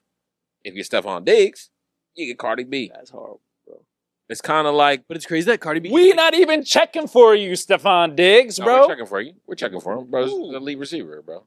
He's an elite receiver. Still? When was the Still? last time Stephon Diggs was an elite receiver? Still? Last year until he got hurt. Nah, bro. Bro, he was cooking until he got hurt. If you look at the numbers in the history books, it's going to say that he did not have 1,000 yards last year. he was He did not hurt, have he a- got hurt. Exactly. He didn't have 1,000 yards before that because he got hurt. He didn't have 1,000 yards before that because maybe he's on an ass team. And then finally, you go back 3.5 years. Bro, watch it, turn on the tape, and tell me he's not elite. Oh, I'm not saying he's not a good football Watch him off player. the line of scrimmage. But I'm saying Tell me who's he's not elite. Well, who's checking? Like who's like? Oh, I can't. Cardi B is checking for him, nigga. Obviously. Bro. Yeah, but we know Cardi B's got horrible taste in men. That's the first. Why you say that? Secondly, she's as fertile as a motherfucking flower, bro. This girl's having fucking babies everywhere. Bro, Shouldn't have been- before last year, he had 1,000 yards 1, 2, 3, 4, 5, 6 years running. I'm not saying that he No, did. you did. I'm Just- saying that you he's did not- literally say he didn't. But in the last 3 years, no one has like. I don't know. Stephon Diggs is one of my top guys. I can't bro. agree with you on that. But I'm You're just like- are you saying nobody's checking for Drake London? People are checking for Stephon Diggs. That's fine. They don't have to be checking for Drake right now. Drake's only 3 years deep, That's what I'm saying. You know what I'm saying? Stephon Diggs is an elite receiver. bro. I understand what you're saying, but I just don't think he's in the He's top. got bread. I don't know. I don't He think I'm got- taking. I don't think I'm taking Stephon Diggs over my wide receiver 3. Even Who's your wide receiver? Slayton. Oh, bro. Oh, come on. now. You're I'm serious. bugging. I'm serious. You're bugging. I love Slayton. I love Slayton. I've always been high on Slayton. Bro, Stephon Diggs will cook any number 3 corner and anybody. I don't know. Stephon I got Wandale and Neighbors over him, I'm taking neighbors. Maybe over him. neighbors. and I got Slay over. I could name 10 now. I'm taking over Stephon. Nah, That's all right. right, we'll check back on Stephon Diggs by the end of the season. Let's check on. You tell me. Yo, like, just take care of this woman, bro. Don't fucking do some Nah, bullshit. he doesn't have to take care of her. She can take care of I'm herself. just a billionaire. She's I don't mean take care of ABC. multi-millionaire. I don't mean take ABC. care. I Woman don't has mean, like $200 million for doing. I don't mean even take know. care of her with money. I mean take care of her as a woman, bro. God She's an bless- industry plant, bro. God Right, bless industry Cardi plant. B for no. I watched that girl from Instagram videos, just fucking being a little fucking like Yahooie on the streets of the Bronx, Yeah, and to where she is now. God bless her. yeah. God bless her for sure. She made her career, but Yeah. now getting ABC interviews. I'm sorry, but nobody wants to see that. Yeah. I mean, they don't need to do that. They need to do all that. Necessary. Now that court case was dumb. Like for the people who Wow. sued her. Like if you watch that whole thing, like she was going somewhere and the woman was trying to take pictures of her, and she's like, please don't take pictures of me. I'm trying to be here in privacy. And then the woman like tried to like fight her or some shit. Mm. But she's like, I didn't fight the woman. I'm I was pregnant. pregnant. Yeah. But that was stupid. And the lawyer that the woman hired, that guy should be arrested. He was worst lawyer I've ever seen in my life. The woman, the judge should tell the lawyer he has to give that woman who was the plaintiff Money. her money back because Damn. that's how bad he was. He was a terrible lawyer. Because Bro. being a lawyer in court, like a litigator, you gotta fucking be a good actor. You know, you gotta be able You to act. can't be an idiot and you can't ask dumb questions. And like if your goal is to try and embarrass the other person, there's a way to do that. Yeah. Like and he didn't do good at it. He was trying. And you can't. I don't think you can embarrass a Cardi B. She's very what's it called when you like? It's just hard. You're just hard to get embarrassed. Yes. What is it? Rubber your glue. Anything you say Yeah, bounces off something like me, that. But sticks she's onto just. you. Probably takes a lot to bother her. Yeah. But yeah, Definitely. I think it's time for us to jump into what we all been waiting for. Let's do it. We're gonna get into our actor draft, The inaugural. the inaugural Believe No Hype actor fantasy draft. First time ever. Okay. I'll run over the rules real quick just for the audience. We are going to have 5 rounds total. 30 seconds per pick. No duplicate picks. We'll be going in snake draft order. The draft order will be CMB, me, and then Sev. It'll snake, so then it'll be Sev, me, CMB.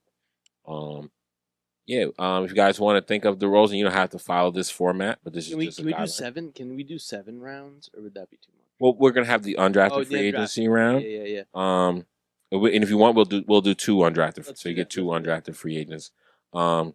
But so the guidelines, again, this is just a guideline. You have your lead, your main star, your love interest, romantic or emotional anchor.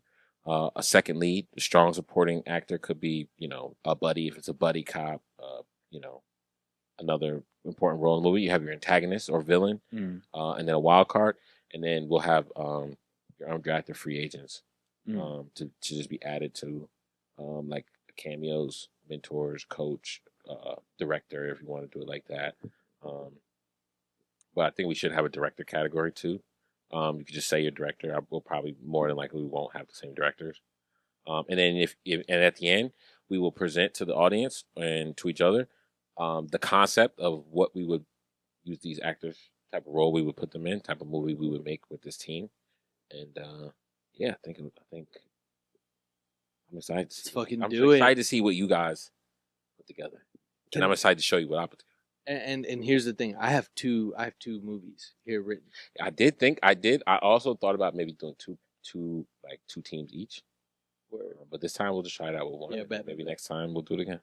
And there's no budget for these films, so no budget. Next time we'll maybe add in a salary cap, but we'll try it like how it is right now. And you guys ready to get started? I'll throw a timer on. CMB will be kicking off the inaugural first pick. Just real quick. Any questions before we get timer set? So, does pick number 2 always have to be a woman? No, okay. You can pick them. If you want to pick your wild card first, you want to pick your leading lady first. Mm-hmm. You can pick whoever you want first. You just say, for my first pick, I'm gonna pick Jamie Foxx as my villain. Exactly. Jamie Foxx is my antagonist. And the idea is like, if there's an A-list actor, don't be like, I don't want to pick the A-list actor because everybody would think that I'd make a movie at it. No, it's whoever fits the role. It's whoever fits the role. And then again, at the end, you'll be describing what the role is. Exactly. So the fans will be able to decide if someone else would have been better. Why didn't you pick this person? I'm sure people will go crazy about who we pick, and people will tell us our shit is probably ass, but it's ours. You give us in the comments. You drop below in the comments. Drop what you would do, who you would draft, what build your team. Yeah, your top 5 for a movie that you want to see them in. Absolutely. We're going all decades in their prime. All decades in their prime. Yeah, and you can say what era of, like, say you went Jack Nicholson, but you're like, I want 1980s Jack Nicholson. Yeah, you can say like, I'm picking this version of Jack Nicholson. Mm-hmm. But if he does that, doesn't mean you could pick future Jack Nicholson. You know what I'm saying? Perfect. It's just you're saying I'm using this specific. Or you can say, I want Beverly Hills Cop Eddie Murphy. Word. You know what I'm saying? Like, yeah. We're on the clock. All right, here we go. To open it up, I'm gonna take the number 1 guy on my list because he fits this role the best. Mm-hmm. We're going with the lucky Leo DiCaprio. Wow. Lucky Leo off the board. I'm taking off the rip. Crossing him out. Leo's off the board. We do love Leo around here. We do love it. I had Leo on my draft board. He wasn't necessary, but he's on my board, so that's good. Let's get it. Okay. You're gonna start with Leo. I'm gonna restart the clock. I don't really need the clock because I already know my first pick, but we will restart it. And with my first pick, second pick overall, I will be taking the one, the only, the hometown hero, Michael B. Jordan. Ooh, okay. Damn. Starting with the young boy. Mm-hmm. All right. And he will be my lead actor. I got you. So y'all might be basing this off of a movie that you already have in your head. I haven't written a movie. I was gonna wait till you build your team. That's good too. I would love that. Let's go. Try to get a little anticipation, and I'm going with my first pick, my number 1 overall pick, Mr. Handsome himself, George Clooney. Wow. Okay. You're back-to-back picks, by the way. Oh, okay. You're back. If I'm back-to-back, we're snaking it. You just pigeonholed yourself with the George Clooney. Yeah, I think you did. I was thinking George Clooney too. Yeah, I right. felt pigeonholed. Yeah, bro. I'm glad you said that. He was gonna be my first. I'm gonna be honest with you. He was gonna be my first pick. When I first came up with this idea, and I was like, I feel like I'm limiting myself. Yo, big time. Like I can only make Oceans. It's No. I was like, I'm just gonna make Oceans 15. Exactly. Nah, bro. I love it. So, who you going? Start your clock. Okay. See, I didn't even realize I was gonna do this, but here's what we'll do. We'll do George Clooney, and we'll do. And make sure you're keeping track because I can't keep track. Yeah, I'm keeping track. Okay. Yeah. George Clooney, and we will do. 10 seconds. I'm gonna do this. Take it. George Clooney and Angela Bassett. Oh, wow. Okay. You see my list, I think. I think you see my list. No cap. Okay, I like that though. Yeah. Shit. I like that though. Okay. For my second round pick, I will be going with my antagonist of my film, which will be the one and only Lakeith Stanfield. Ooh. Me like. So, just to recap, I'm starting off with Michael B. and Lakeith. I already feel like I got a hit movie. And Lakeith is the bad guy? You're talking Michael about- B. is a good guy? You're talking about me pigeonholing. I feel like you get Lakeith Yeah, a little bit. Lakeith, he's not believable as at like, everything. Nah, he's played. He's versatile, bro. He's versatile, but in a Glass quirky way. In Onion, a quirky way. He's in a Uncut quirky way. Gems. Yeah, Like, but in a quirky way. sorry to bother you. He's dope. But he's quirky. Just you'll see what I'm cooking. All right, you're up, CMB. All right, I'm gonna go with I gotta go heavy hitter right now Mm-hmm. for my relentless enforcer, Benicio del Toro. Ooh. I didn't even. He would have been good for me, actually. We love a good Benicio. I like a del good Toro. Benicio. Every movie he's in, he just carries weight. He's one of my Just favorites. carries I like weight that. I like in that a good role. Benicio. CMB, you're also a double back-to-back pick, sir. Awesome. I'm gonna go with for my next one. I'm gonna pull her off because I Mhm. think she's such a great actress. Charlize. Oh, Charlize. Charlize. Okay. Charlize. Charlize is probably one of my Charlize first is crushes. tough. Bro, she can play anything. That's Yeah. what I love about her. I She play like anything. Charlize. Yo. Where we at? Okay, so so in the Charlize, just so I don't lose my one up. It's not my leading lady. She's actually my wild card. Will you be my leading lady? And for my wild card position, another Jersey native. I'm going with Anne Hathaway.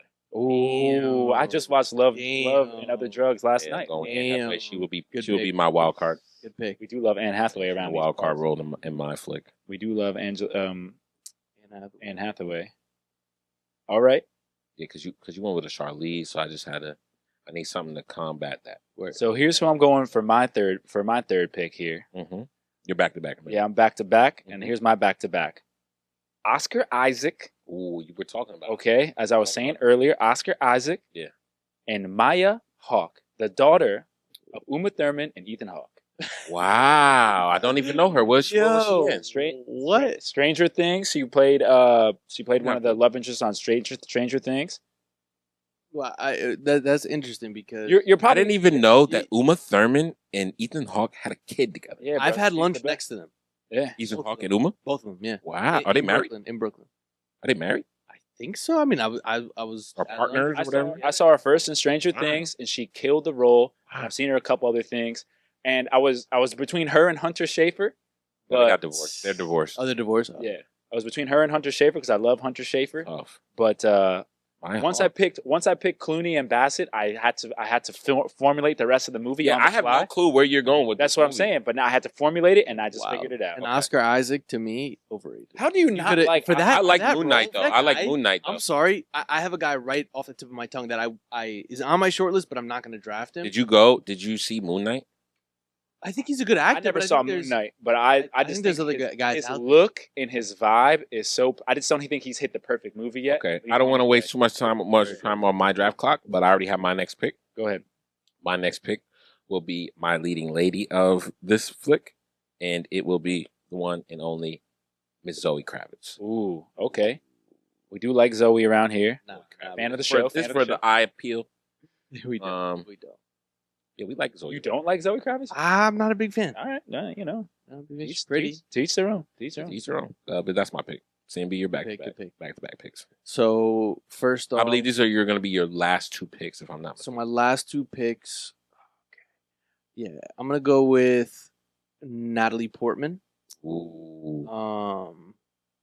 That's gonna be my next one, and then after Natalie, I'm gonna go with Jamie Foxx. Wow. I like that. Tough. I am going with. Let's see. I have Michael B. I have Lakeith. I got Anne Hathaway, and I'll be going for my second lead.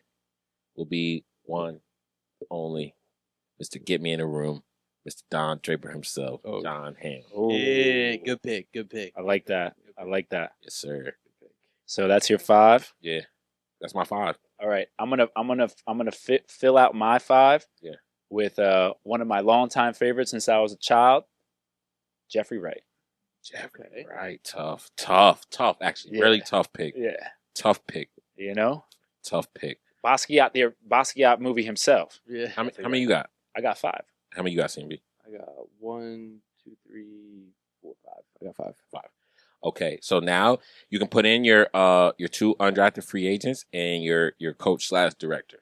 For the rules for the undrafted free agent, can it be someone not off the big list? It doesn't have to be on any list. Well, I'm saying like, We're gonna, and then we said we're gonna do 2 Yeah, I'm gonna pick 2. wild cards. Okay. I'm gonna announce yours now. You can. I'm gonna go Nicole Kidman and Jackie Chan. Wow. Those are gonna be my 2. Interesting. Okay. Charlize and Nicole in the same movie? Bro, when you see the roles that I chose for them, it all makes sense. It all makes sense. Mine is at least my first. I haven't picked my second undrafted free agent, but my first one is gonna be Timothy Chalamet. Ooh, good one. He was on my short list. And I'm gonna say before anybody else can grab her, I'm gonna go ahead and take Julia Roberts as my second wild card. So you got Julia Roberts and who else? Timothy Chalamet are my undrafted free agents. And if I can announce my coach/director. Go You guys want Go ahead. My coach/director. My team will be led by the one and only, teaming up again with his hit maker, Michael B. Jordan, Mr. Ryan Coogler. Oh wow. Can't beat me. You're not beating me, so. I got centers too in the can. Mine are going to be a little. They might not be big names. Yeah, these are your undrafted free agents. I might need help from someone else in the room, but if I remember correctly, her last name, the girl Zahidi, right, from Grownish, is that her name? I don't know. I never watched. What's the name? What is her name? Can we get a call a friend? Outreach. Call a friend. Is it Zahidi? What's her name from Grownish or Grown Up? Huh? Yara Shahidi. It is Shahidi. Yara Shahidi. Yes. Yara Shahidi's phenomenal young actress coming through. Yes. You know what I'm saying? Okay. If you want to look her up, She's cousins to Nas. I didn't know that. Yeah. Girl, you got some good stock on you. You know? So Yara Shahidi is one of mine. That's and your undrafted free agent. Yeah, Zara's. Anybody else? Yes, there is one more. I'm going back and forth because I want another male, but I'm gonna go ahead and do this at random. Tracy Ellis Ross. Is that Grownish too, or no? She's blackish. She's blackish. Oh fuck, she is in blackish. They are on the same show. I don't want to put them. No, it's not the same show. Same Dana director. Barros is both Same Dana director. Barros shows. I kind of don't want to put them together. Kenya Barris, I mean. I don't want to put them All together. right, so who do you want? All right, I'm taking Caleb McLaughlin. Caleb McLaughlin from Stranger Things? Yep. You got a lot of Stranger Things. Yeah, for real. You That's okay. CMB, you get a director. Both of you guys get directors. I hate to be that guy, but I gotta go to QT. I gotta go to Quentin. Oh, okay, that might work for your film. It's my film, bro. When you hear my film, the premise and everything, it'll make sense. Seth? Got to round out your solid team with a director or coach. I know. I didn't think about the director part. Yeah. If I'm gonna go with anybody, Or you can maybe just call out a movie, and then we'll look up that director, and that'll be the vibe. You know, if you don't want to just call it a name, call it a movie of the vibe you want, and we'll pick that director. that's true. I also just added this in today. Yeah. So director, I need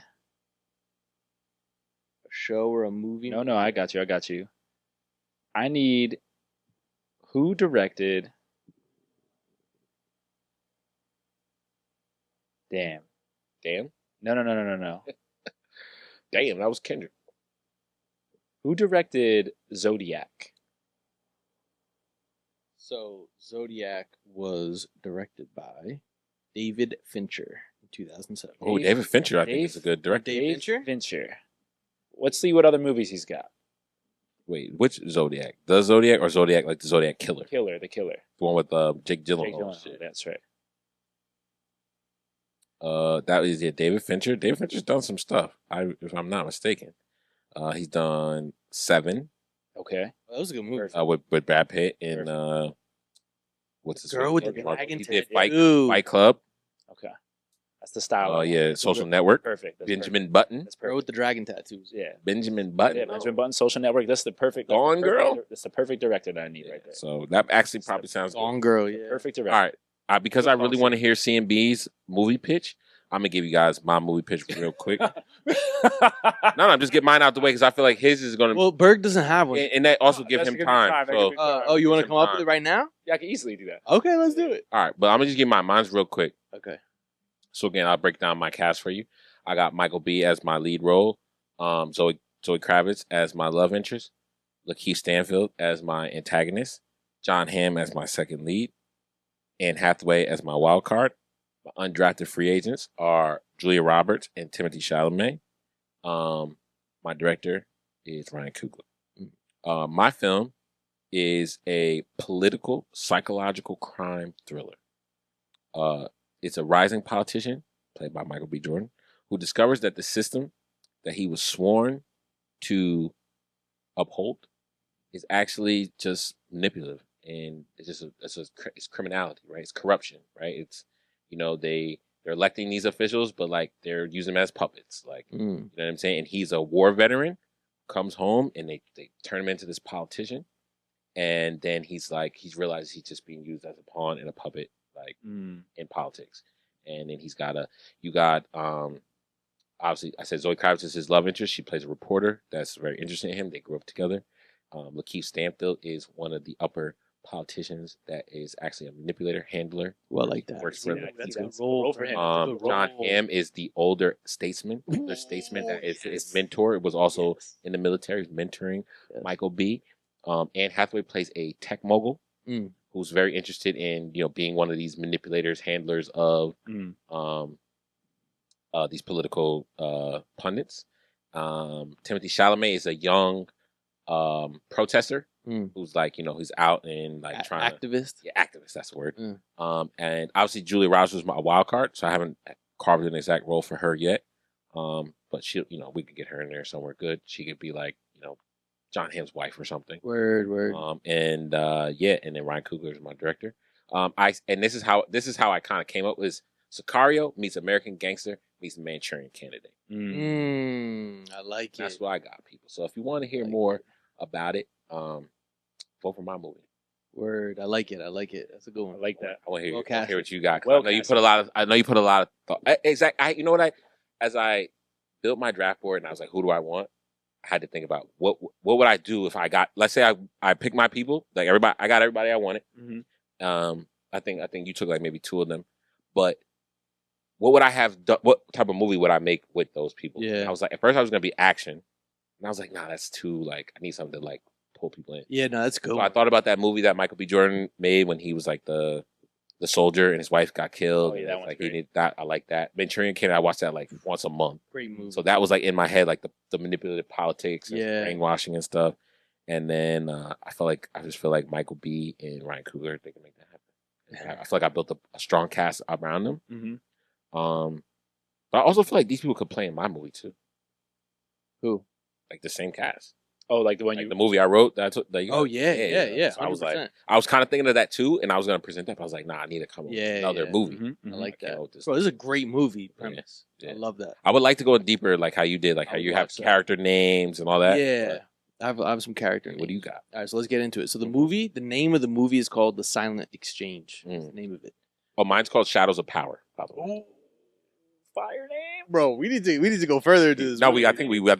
we gotta maybe write some shit. And, Yeah, we might need to not even put this out and just save this as a workshop for writing movies. Yeah, for real. Someone's gonna take these movies and cast Someone's gonna take these good movies. Someone's gonna take. Are you ready for this? So, in a gritty East Coast port city, Mm. a high-profile arms deal spirals out of control when a fragile witness, an eccentric hustler, and a crooked instigator all collide with cops, killers, and mercenaries. Mm. Begins as a covert transaction, turns into a desperate scramble for survival, loyalty, and leverage. It's one of those moment movies where I like it doesn't the happen tagline. over the course of weeks. It happens over the course of hours. Yes, okay, I like that. I like that. So the main characters, I got Leo DiCaprio. He's playing Frankie Doyle, Ooh, a former dock worker turned eccentric underworld fixer with a thick Boston accent. Mm-hmm. Hey, Doyle. He's brilliant, Mm-hmm. but eccentric, and he often mutters weird philosophies about loyalty, the weather, fate. He's unpredictable. He's the glue that holds all the criminals together. My Wow. alternate for that role was Christian Bale. I feel like that was the only other guy. I had Christian Bale on my list too. So powerful. I had him on my list too. He can be that that criminal, that small criminal that doesn't feel small. It feels big. I like that. So then for my police aspect, I got Jackie Chan playing Inspector Wei Zhang. He's a foreign intelligence officer embedded in the city, working without backup. He's explosive, so whenever he's forced in the action, he's explosive. But he's haunted by guilt over past missions. This is serious Jackie Chan. We're not talking about. Did you see the movie he's in with Pierce Brosnan, where he's like his daughter gets blown up? Yeah, but that movie is dope, bro. I don't see. It's like going against the IRA, like the Irish. Oh my god! I gotta see that. I'll find the name of it. Let me know that. So my next character is going to be Jamie Foxx playing Reggie Banks, who's a street smart hustler who balances dark humor with eccentric paranoia. So he's half funny and he's half like a tragic anti-hero. So like Motherfucker Jones.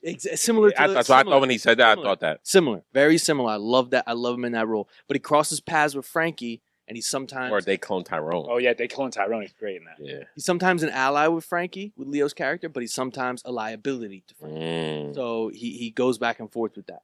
The wild card. Wild card. My alternate for that was Don Cheadle. I thought Don Cheadle. Perfect. Oh, yeah, that would be good. Perfect. So then you got Benicio del Toro playing Santos. He's the bad guy. Who's he's a relentless enforcer, but the crime boss he works for you never see. So it's a Kaiser Soze situation where you're like, guys question him, is he the actual boss? Yeah. He's the one, giving out the fucking the beatings kind of guy. Because he's the one like oh, do this, do that, take care of this. Like he's also doing it. Yeah, he's doing it. He's brutal. He's calculating, and he's always I call him death personified. Wow. That's what I want to feel when he's on the scene. Not to interrupt you, the Jackie Chan film is called The Foreigner.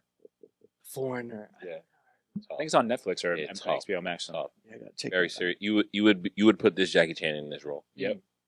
Then I got Charlize playing Mara Klein. Fragile, strung out drug addict who becomes a key witness to the whole story. Wow. Key witness. She's haunted, unreliable, but knows critical details about the deal. She saw the deal go down. So Charlize is a crack addict. I kind of want to. Again, you said this is all happens in one day, right? This all happens in one day, like a 24-hour period. Like so she's key. She's key in this. Kind of interesting. I would like to see that. Then for a twist, I was gonna go Spanish for this role, but I was like, Natalie can play anything. She's gonna play Elena Varga, who's a seemingly naive, pretty face, but she's secretly the smartest person in the room. She plays both sides until the final act, and she's what the plot twists around. She's the character because she's playing on both sides. Yeah. Then you have Nicole Kidman, my favorite name in the movie, playing Vivienne Locke. Love that name. Who's an investigator, but she manipulates everybody behind the scenes. So she's whispering to Frankie. She's feeding information to Santos. She's playing all the sides against each other, but she's an investigator. She's the police. So and she strings along Way, Jackie Chan's character. So she's playing all sides as the string puller, the manipulator, and you don't know, is it her pulling the strings really, or is it Natalie Portman's character as kind of the love interest pulling the strings because they're both smart women, or is it the guys in the deal? That's tough. When it goes down. I like it so far. So that's my movie right there. And Tarantino's directing. And Tarantino's directing. That's tough. True. So you talk about every moment mattering. That was tough. I think people might like that. We said the name of the movie was called what again? What I name it? I had a few running titles. The Silent Exchange. The Silent Exchange. I like that. All right. You had just bought yourself some time. Bought myself a little time. We're coming off the top with this. You're coming off the top. We would like to see the movie. One that wasn't quite so planned. We had one that was very in that year's be right. Right. So I got David Fincher directing the movie. Yes, sir. That was a good director, though. You did pick a good one. One look and they're gone. Ooh, like the title. Ooh, one look and they're gone. One look and they're gone. I like it. Long but concise. It's long. It's gonna be long. I'm back up in my seat. It's gonna be long. Back up in my seat. One look and they're gone. Starring George Clooney, Angela Bassett, Oscar Isaac, Maya Hawke, Jeffrey Wright, Caleb McLaughlin, and Yara Shahidi. I'm gonna be honest with you. So- When you were putting it together, it did not seem like it was gonna go. But now that you just read down the list, kinda goes. I do see. I can see where you're going. See it, right? I like Yes. that cast. Yes. So maybe I did pigeonhole. It's a detective movie. George Clooney, the lead detective. Mhm. All right. Angela Bassett, his captain / overseer. Okay. Right? Didn't see that coming. Yeah. Oscar Isaac is his like right hand man. It's his assistant. This is a guy, well, not his assistant, but what do they call it? Like his little like chief or whatever who like goes with him to like follow around to figure out these crimes. Maya Hawke is George Clooney's daughter. Mhm. Jeffrey Wright is like his mentor, kind of like how Morgan Freeman was in Bone Collector, Okay. or not Morgan Freeman, Denzel Washington was Yes. to Angelina Jolie in Bone Collector, Mhm. and Caleb McLaughlin, It's a bad guy. he's the bad guy. This is a young black He's not kid gonna- out here killing. Yeah, he's not gonna know. You're not gonna know he's the bad guy, but he's the bad guy. And Yara Shahidi. Well, now no is- one's gonna see your movie because you told us he's the bad guy. That's no one knows that he's the bad guy. That's so true, now that's we true. know he's the bad guy. That's true. That's So true. now your plot hole. Now I gotta us the twist. Give it to retwist it. Now I gotta retwist it. So essentially, veteran detective George Clooney Mhm. is tasked to figure out a string of crimes across the city, right? A Mhm. string of crimes, not murders, but some have led to murder, some have led to some have led to like money heist, some have led to like all these different things across the city that's just going bad, Okay. and they're trying to figure out what's going on. Is this like a Gotham City, like post-apocalyptic? No, not like everything's bad in this city, or is it just No, not post apocalyptic. something? The city, Something just a It's- crime spree's popped up. right? It's a normal city. It's a normal big city, Right. and then all of a sudden, a crime pops up. spree. They think Crime it's- wave. Crime wave. Something Mhm. pops up. They think it's nothing. Something else pops up. Are they connected? Something else pops up. Mhm. Okay, there's something going on here. What's Right. going on? Organized Right? crime. Right. George Clooney, great father, hard at work. Mhm. He's trying to get the job done so he could retire. You know what I'm saying? Mhm. Be done with his whole situation here. He's linked in with, of course, the municipalities, things like that. Angela Bassett's trying to get him to stay. She's trying to make sure that he finishes on top. He doesn't want him to go rogue because in his Mm. younger days he used to go rogue. Just go rogue. Right? So he's like recovering from being a rogue cop. Exactly. He's like a veteran. He's like Exactly. trying not to go back to his old ways. He's trying to do the suit and tie thing, like Right, right, retire, right. like take the pictures, shake the hands, stuff a couple like that. weeks away from retirement. Exactly. But these crimes start coming up, Mhm. you know, and they come up, and Oscar Isaac, his assistant, lets him know about these. Hey, chief, like, you know, like, Hey, my jaw's fucking Hey. huge, We got these crimes going on. What the fuck? you know, I don't know how my jaw fits on my fucking face, Yo, but we yo. got some crime. before you leave, we got to do this one last case because we don't think we can figure it out without you, right? Damn. So he's like, oh, but all I want to do is take care of my daughter. My wife is dead. I got to I got to take care of my daughter. Yeah. He's out here trying to live a great high school life. Got with her friends, trying to go off to college, things like that. Mhm. You know, her, Yara, Caleb, they're all friends and, you know, doing their thing, right? Trying to become stand-up citizens in society. Right. But these crimes keep happening. Mhm. And the storyline is going to go through him trying to figure out how Caleb is getting away with all the crime. Does he like see him and know that's him, or Caleb is, I mean, I'm going to get rid of the twist now, Yeah. but like Caleb he's like part of the crew of like the friend that like his daughter. oh, so he Yara. knows him? So they're all homies. They come to the house. Damn. Yeah, come hang out. They're all homies. Yeah. Oh, You know what I'm okay, saying? yeah, Like, nah. You know what He's I'm in saying? the streets. Like- Meanwhile, your daughter's but he's best not- friend he's is not- out here robbing banks. He's not in the Yeah. streets. He's not in the streets. He's not in the streets. He's not in the streets, They're but he's been upstanding doing- citizens. They're like Like, have a justified reason of why he's doing. Like his mom has cancer, right. or like so a cop killed his dad. I haven't put that He together, needs but that's he a needs- dope backstory. Yeah. He needs a backstory so Yeah. that the audience still loves him, Yeah. but they're like, "Damn, I can't Anti-hero. believe Yeah, he's you." down on his luck. Exactly. He's down on, he's down on his luck. People He's love trying- Caleb you McLaughlin. know, exactly. You maybe, They would be heartbroken. They're like, "Oh, Caleb, it was you." yeah. Like that's how people would feel. You know what I'm saying? Serious. No, for real. He has Serious. aspirations to be like, these guys. like his older brother got killed. Yeah, something. Yeah. He has to have like a dark motive. Like Boys in the Hood kind of feel. Yeah, Somebody has to die. But they're gonna Somebody's ask- gotta die for him to be him to be justified. But you know, you're, justified. you're watching this movie and you're like, and you're sitting here and you're like, oh, why is he doing all these things? Like, what is this dark history? Yeah. But little did we know he was being taught these things by who? You have to watch the movie. to Okay, find now out. that I like. That I like. By who? Way to Because twist I it. don't want to Like- put the other twist in there. I got that. That's the last Nah, twist. but you might need another actor.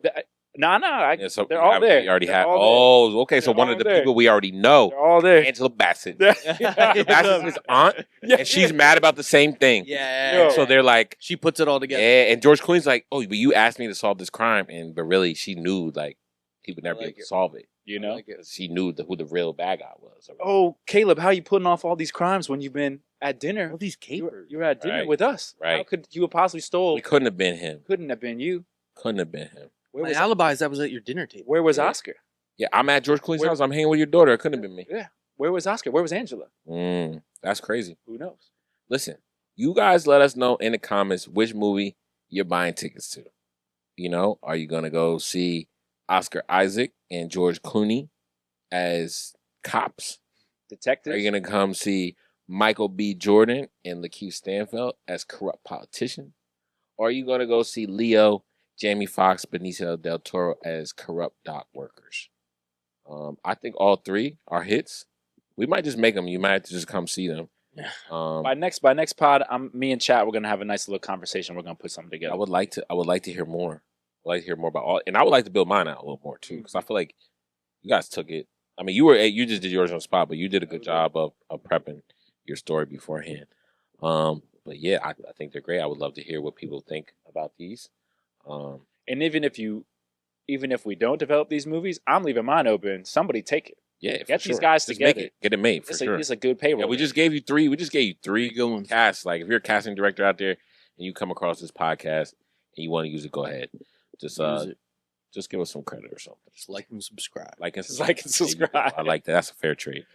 Let's jump into some underhype, overhype. Hype is real. Just close out the episode. Close it out. We'll do this real rapid fire. Overhype, underhype, hype is real. Cam Ward, 2 weeks into the season, #1 draft pick overall. Hype is real. Hype is real, yeah. Hype is real. Hype is real. He's got a cannon. I think for He's sure. not that good. I'm gonna go somewhere between underhype and hype is real.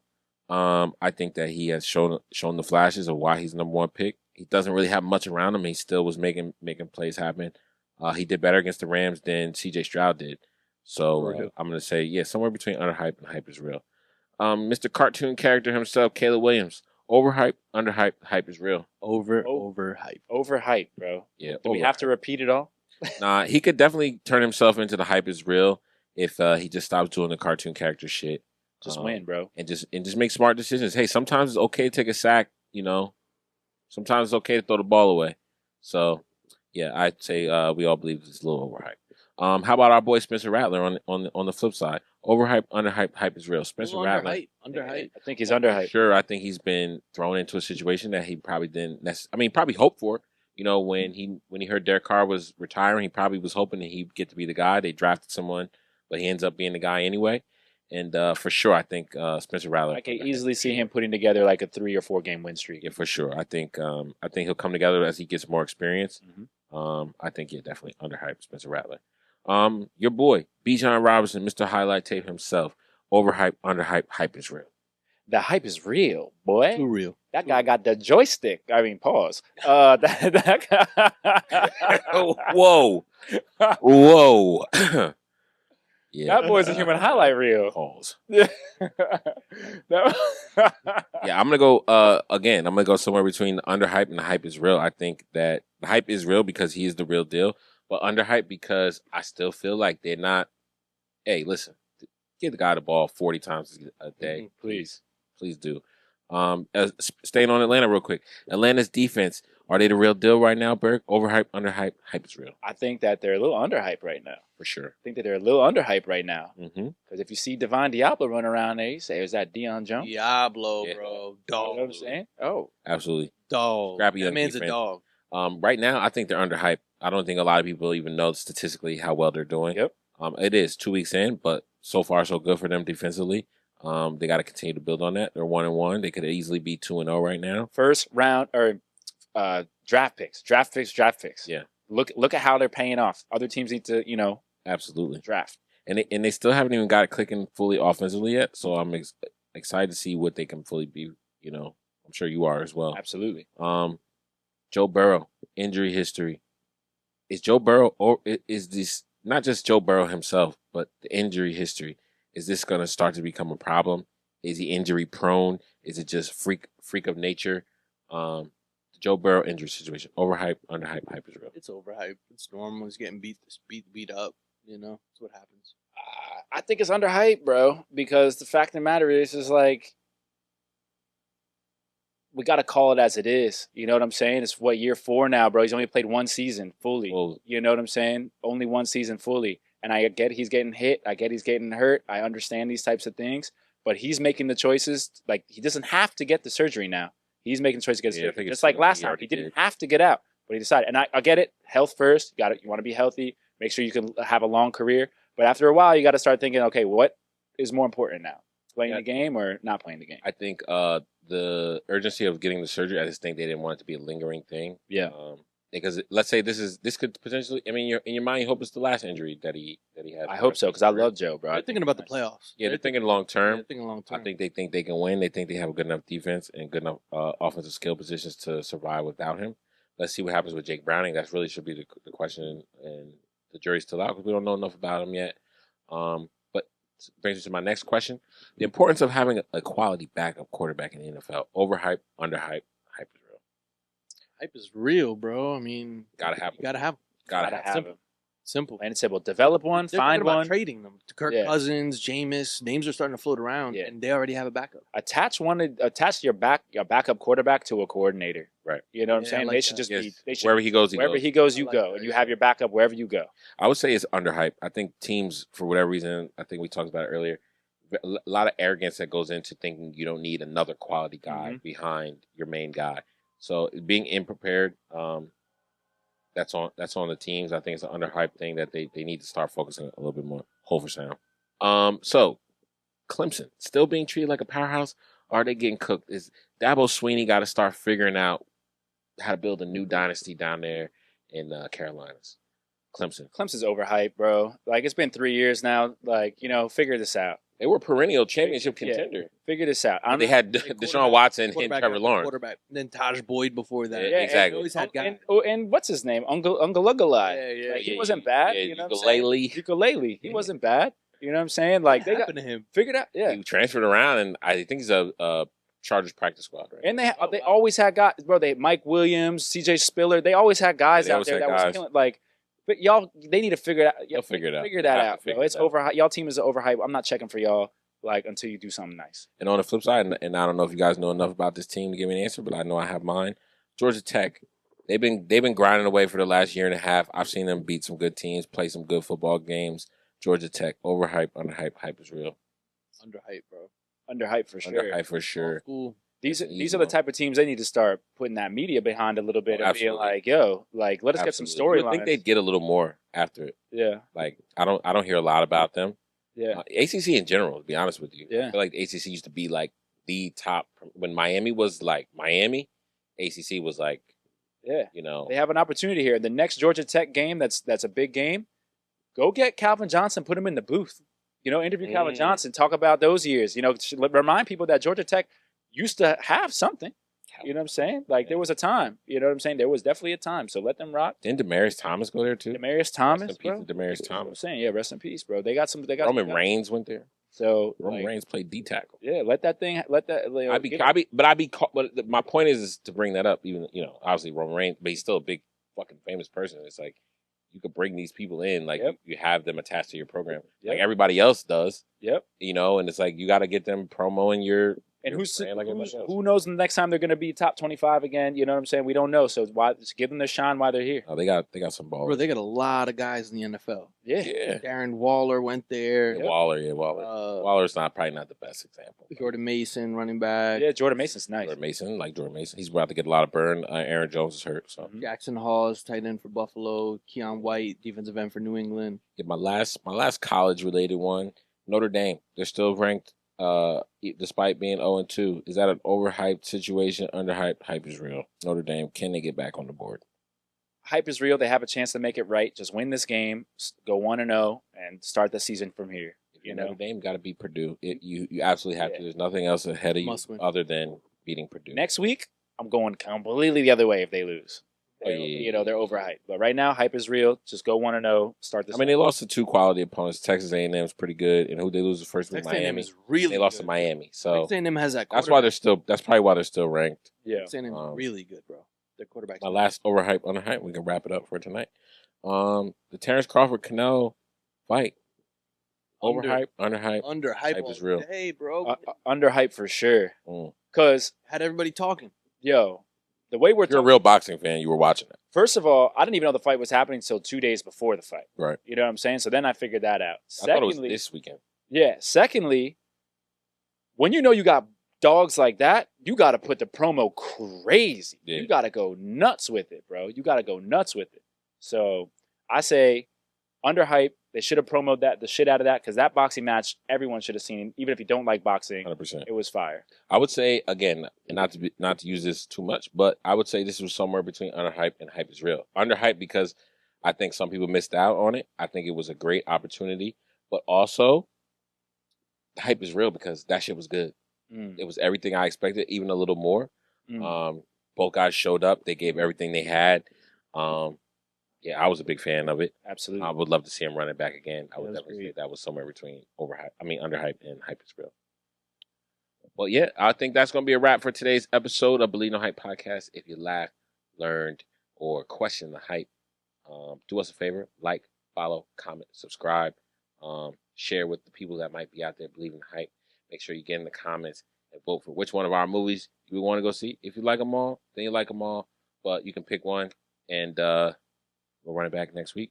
But yeah, hit us up, follow us on all socials, and remember, believe no hype. Peace.